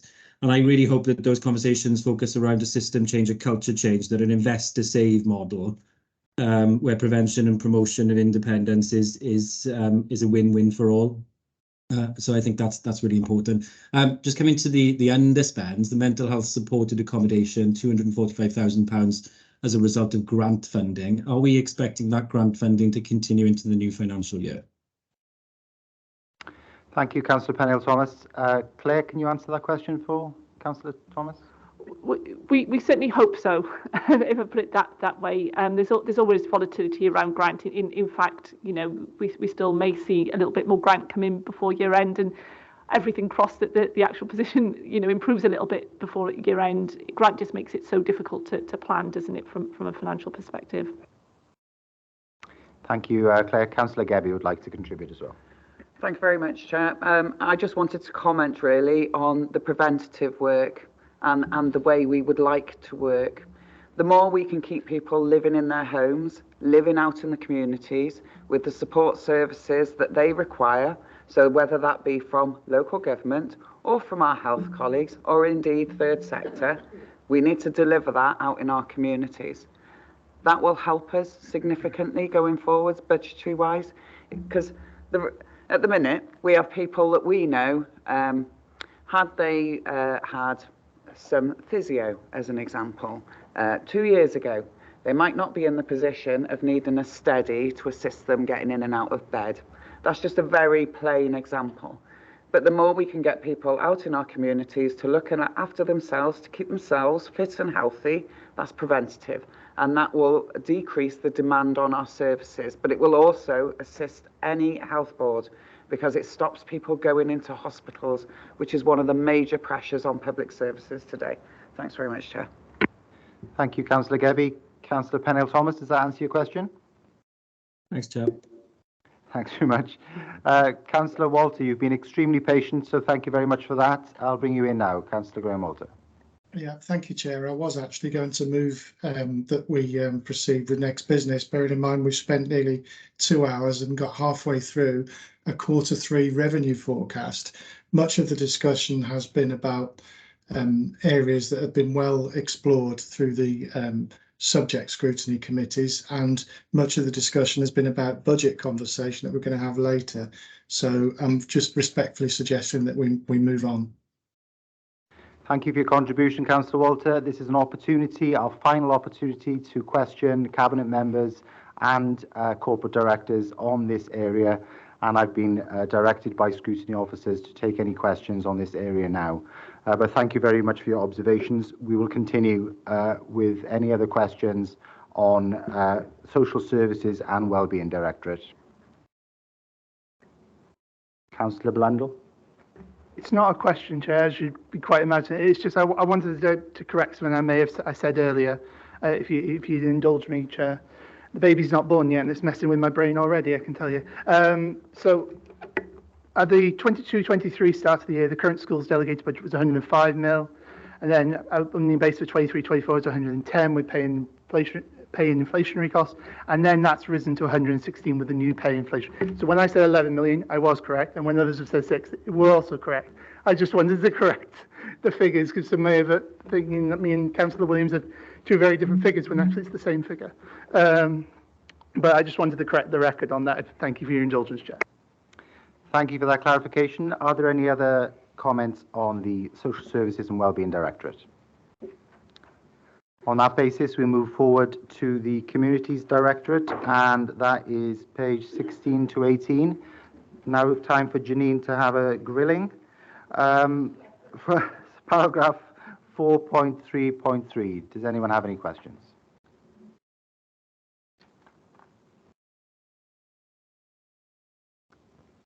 There we are. Councillor Walter will have his way and we'll move on soon. But no, sorry, I have a question. And before I do, I apologise. Clay, just to go back slightly, you kindly provided the percentage variances on adult social care as a document which you subsequently provided to the paper pack. We haven't had the percentage variances in the children's social care budget, so if you don't mind writing to the committee on that, that would be very helpful. But Councillor Bennett? Thank you, Chair. I was just going to ask a question on the fleet services budget. Obviously, that's showing a large increase in terms of percentage, albeit only 215,000. But just to ask, when will that review be completed, please? Thank you. Councillor Bennett, you read my mind. That's exactly what I was going to ask, so I'll refer to Janine now. Yes, thank you, Councillor Bennett.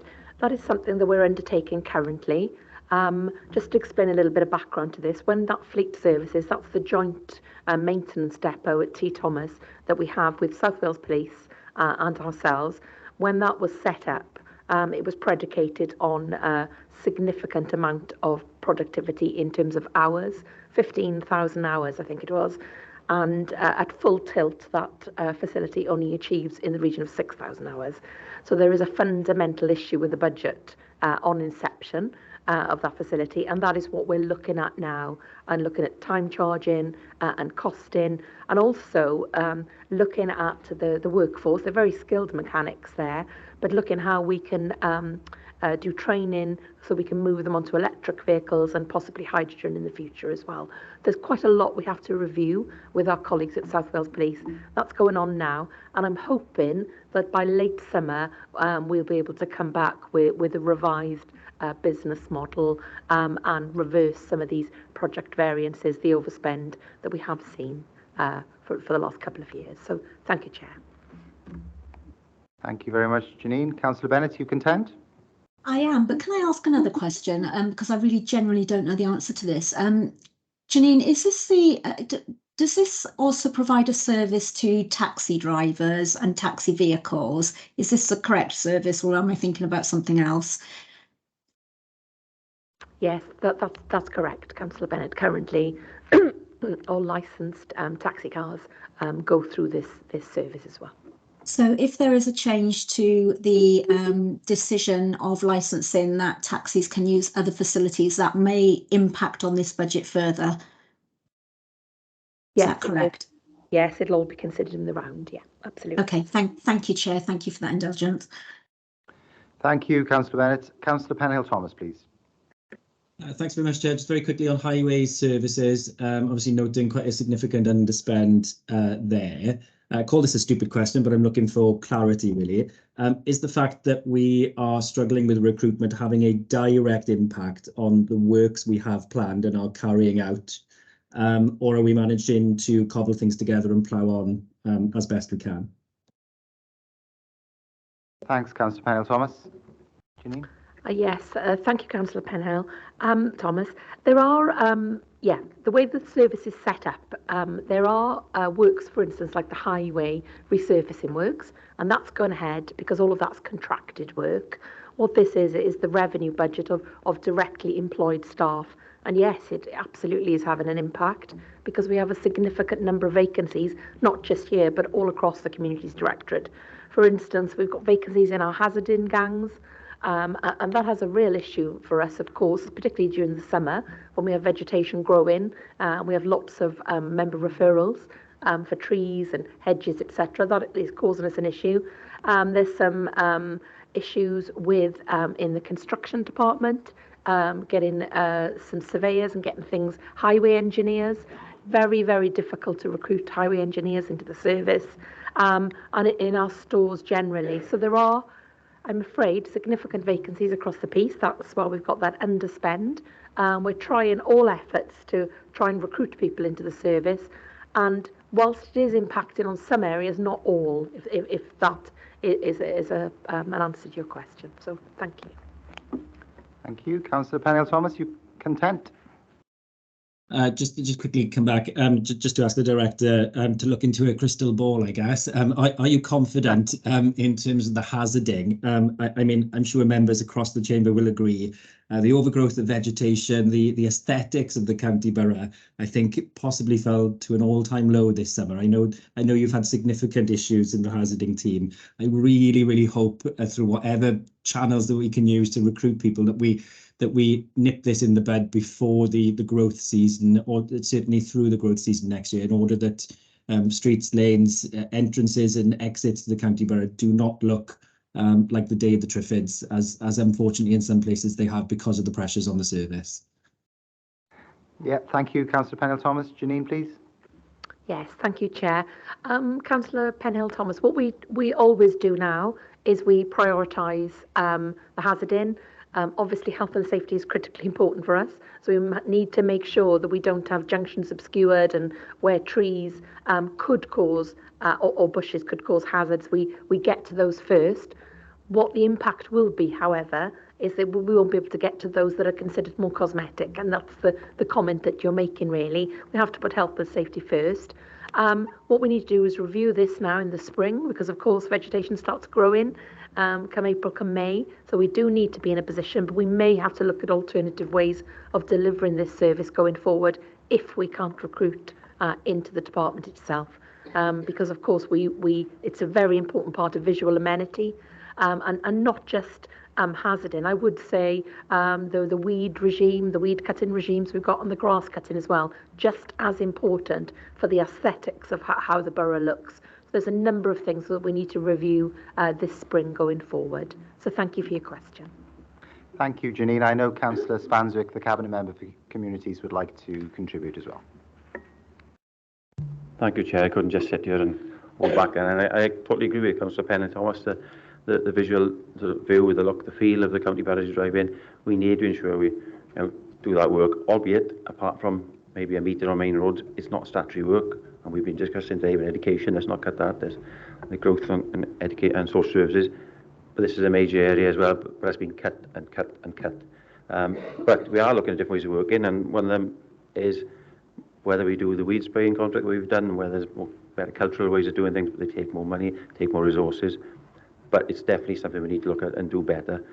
One of those things we're looking at, and as we did last week, is working with probation better, probation services, because they can come in. They're not going to replace staff that are here, but they can come in and do some of this work that desperately needs doing across the county borough.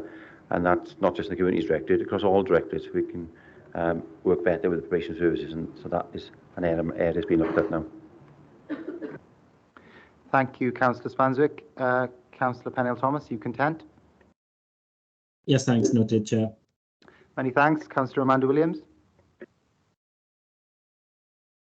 Thanks very much. I just want clarity on two things. Firstly, the question that Councillor Heidi Bennett asked with regards to fleet services and the taxis. Now, I've used this. I've raised concerns in group leaders meetings in the past about our taxi services and their perception of this service and previous backlogs, because I think we've got a significant decrease since COVID of taxi drivers, which has led to a number of safeguarding concerns in the borough.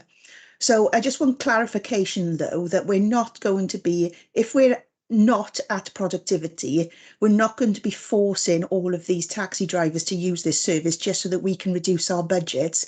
Because I have a concern then that will reduce our taxis even further. So that was my first question. And then I've got one on street lighting as well, if possible, on page 17. The last sentence, at Q3, 105,000 overspend is projected due to additional essential street lighting maintenance works being undertaken. Now, previously in this meeting, we discussed how the savings from street lighting had offset some of the savings we hadn't made in other areas within the directorate.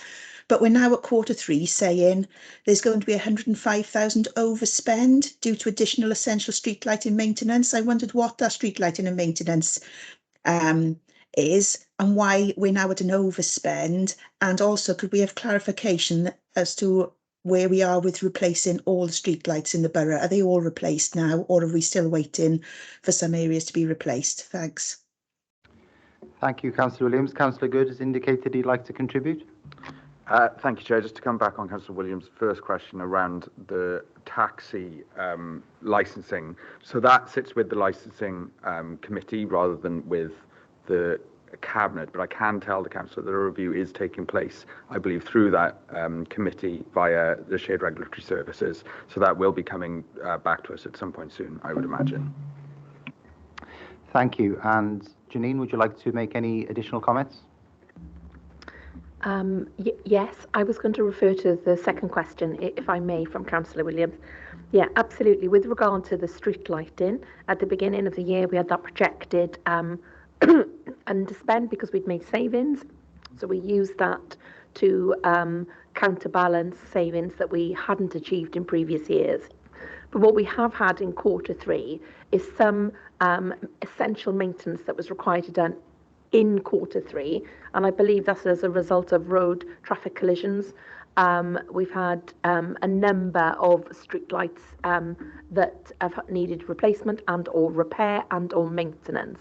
That's taken place in Q3. By the end of Q4, we should see that position improving subsequently because we are making those savings on energy. And with regard to your question about energy, we have replaced now there's 16,000 streetlights across Bridgend, and we are getting to the tail end of that. I believe we've done over 15,000.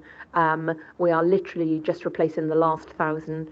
And I think hopefully we should have achieved that by April, if not before. So that means we'll have the whole of the borough on streetlights on the LED system. So thank you, Chair.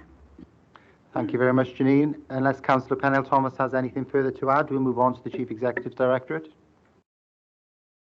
I can see no indication, so therefore we move to page 18 and the Chief Executive's Directorate. If you have any questions, please indicate now.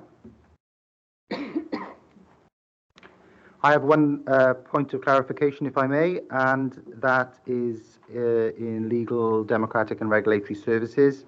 You note that the budget overspend has been offset by income generated by the registration of births, marriages and deaths.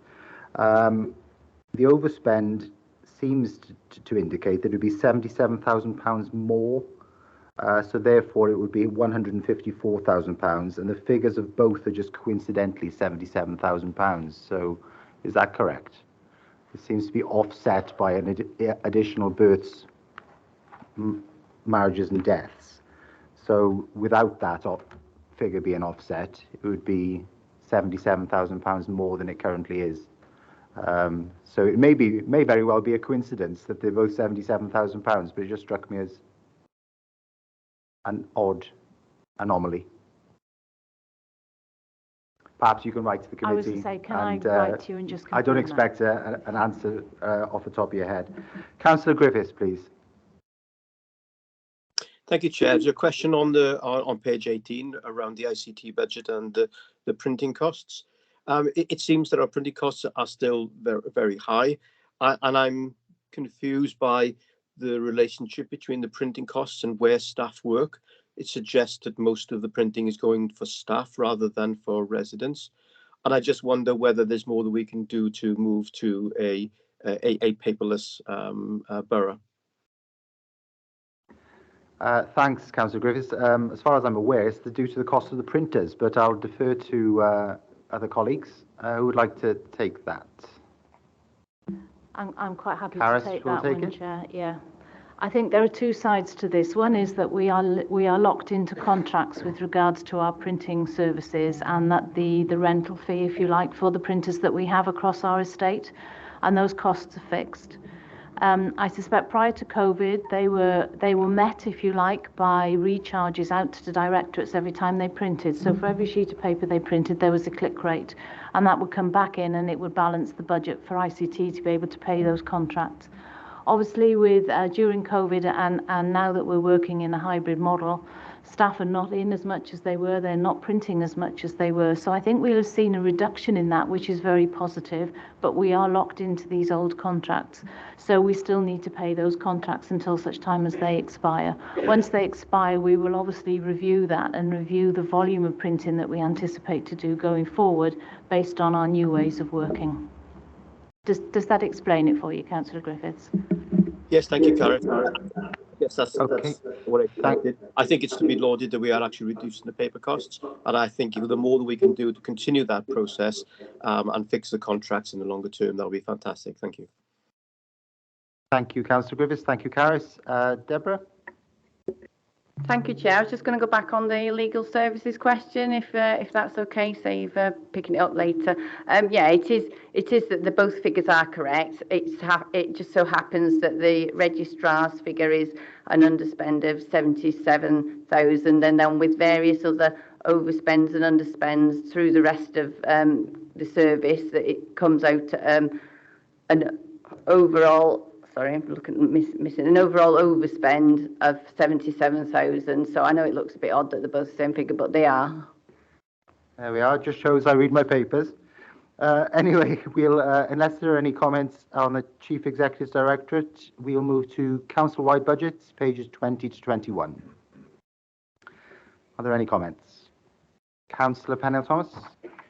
Yeah, sorry, Chair. It was just on housing and homelessness. Sorry to take you back, just very briefly.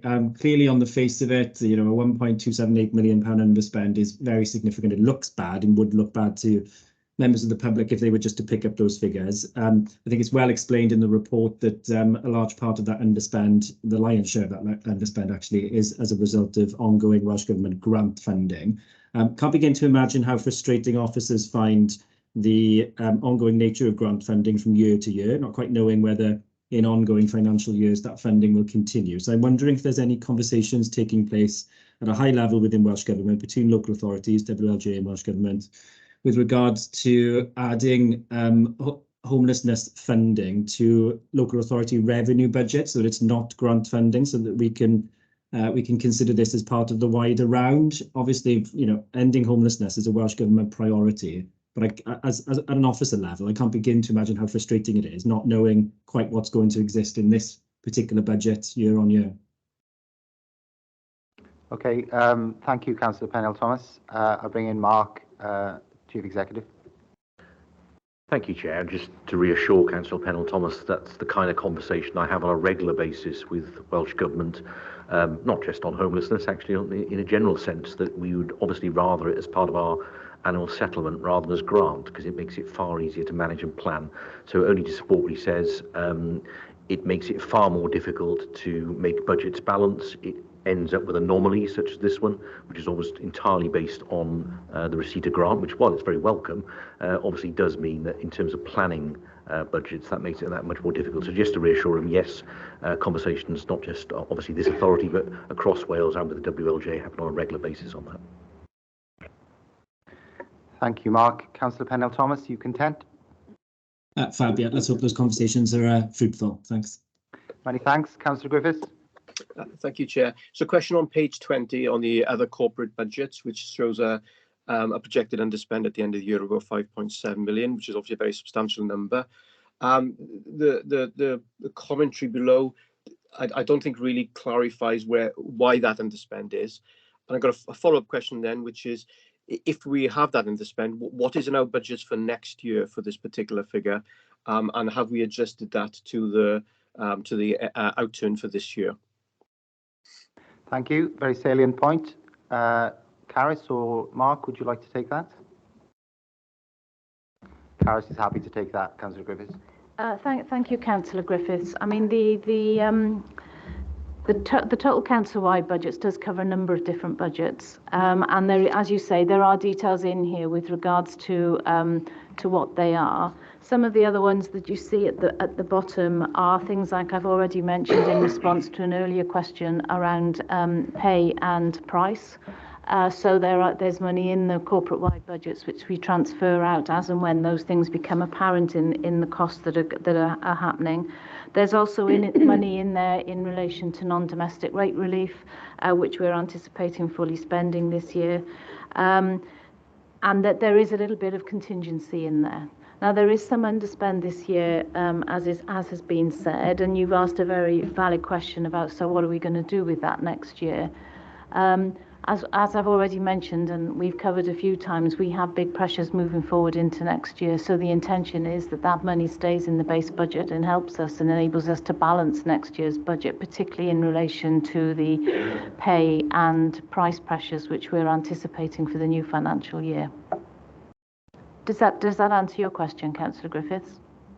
I think so. I think what would be useful if we could have a little bit more of a breakdown, because obviously it's quite a large figure in that particular line without much detail about what it comprises. So I don't know whether maybe in future reports we could have a little bit more detail there. Yes, certainly. I understand we have sent out some additional detail actually this week in relation to this particular budget heading, but we can certainly give more detail in future Cabinet and committee reports. Thank you very much, Carys. Thank you, Chair.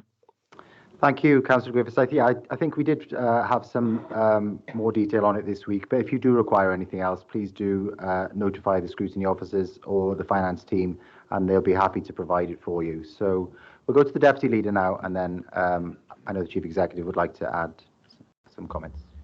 Thank you very much, Councillor Griffiths. I think the one thing I would say is that we know that pay is going to be a massive pressure for the authority next year. I'm fortunate that or unfortunate, depending on your viewpoint, that I sit as the workforce rep on all the NJC negotiations for Wales.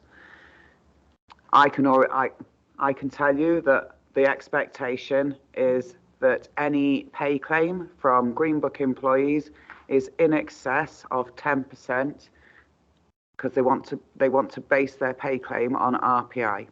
So that's a significant sum. We are talking millions and millions of pounds if that pay award is agreed. And I think it's quite right and proper that we should keep some reserves in order that we can negotiate, because this pay award is from April. So when we negotiate it, and it might not be agreed till September, but actually it takes effect from April of this year. And I think we need to be cognizant of that fact as members. Thank you very much, Chair. Thanks for that useful intervention, Councillor Gebby. Mark, please. Again, just very briefly, Chair, just to emphasise what was just said, really. I think one of the factors the committee will probably need to acknowledge and recognise is the volatility of the current budgets. So during the course of the morning, I won't rehearse it all, I mean, you obviously heard there about pay, we've heard about price inflation, obviously on things like energy, but also demand, which is making it increasingly difficult year on year to understand exactly where we put our resources and what we prioritise. And I think it's probably worth emphasising that at the end, just to recognise how difficult that is. And very briefly, Claire referred briefly earlier to the graph of doom. The graph of doom is actually something WLJ produced a few years ago, which demonstrates that on the current trajectory, social care will use up all of the local authority's budget within about 5 years. So basically, have education, social care, and all the things we talked about, like weeds, grass, or whatever, will be ruled out. I just raise that because I think this isn't a political point. It's whoever the administration. I just think that's a big bus that's coming our way. And one way or another, there do need to be national solutions to that, because gradually we're going to find, probably to members' frustration, that year on year, to fund the essentials in things like social care, increasingly going to mean that some of the things we'd like to do, we won't be able to do. And I know that's a bit grim, but that's the reality of where we are. Yeah, that is a sobering thought, Mark. And yeah, when we discuss the scrutiny committees, the various scrutiny committees' recommendations later on, we do underline the fact that any national legislative priorities need to be fully funded to ensure that local authorities can deliver the services in all different directorates. So I think that's a particularly salient point. Councillor Griffiths, would you like to come back on anything? No, thank you, Chair. That was clear. That was clear. And I thank Deputy Leader for her very clear statement there. Many thanks. Thank you very much, Councillor Griffiths. We now move to the final part of this report, you'll be pleased to know, and that is the review of earmarked reserves 4.4. Councillor Pennell-Thomas. Yeah, thanks again, Chair. I note that Table 5 refers to usable earmarked reserves excluding the Council Fund. I wonder if officers can indulge me, please. For Q3, what was in the Council Fund to the 31st of December 2022? And is there an anticipation of any drawdown in the final quarter, Q4, to the 31st of March 2023? Thank you very much. Thanks. Carys? Yeah, thank you for that question. The balance on the council fund is £10.1 million. That was reported when we closed the accounts for last year. We haven't drawn anything down from that at all in the current financial year. There is no planned drawdown on that reserve in the current financial year. The one, I'm losing my words now as well. Caveat. The one caveat on that would be it will depend on our closing position at the end of the year. If we are in deficit at the end of the year, then we will have to consider what we do with that deficit. One option would possibly be drawing down from that reserve, but that's just the caveat. The current plan is there is no plan to draw down on that reserve this year. Okay, Councillor Pennell-Thomas, would you like to come back? No, that's great. Very clear. Thanks very much. Okay, thank you very much. No doubt we'll discuss the use of reserves later on in our consideration of the budget and the MTFS. But are there any other additional points that anyone would like to make on any of the appendices? We've discussed the narrative on these headings already throughout the course of the last 2 hours and 20 minutes. So unless there are any other further comments, I will close this item. Please indicate now if you wish to speak. On that basis, I'd like to thank the invitees for their attendance. Unless you're required for future items, you may leave the meeting. I will now be calling a 13-minute break until 12:30. Thanks very much, everyone. We will return to the meeting at 12:30 p.m. Thank you.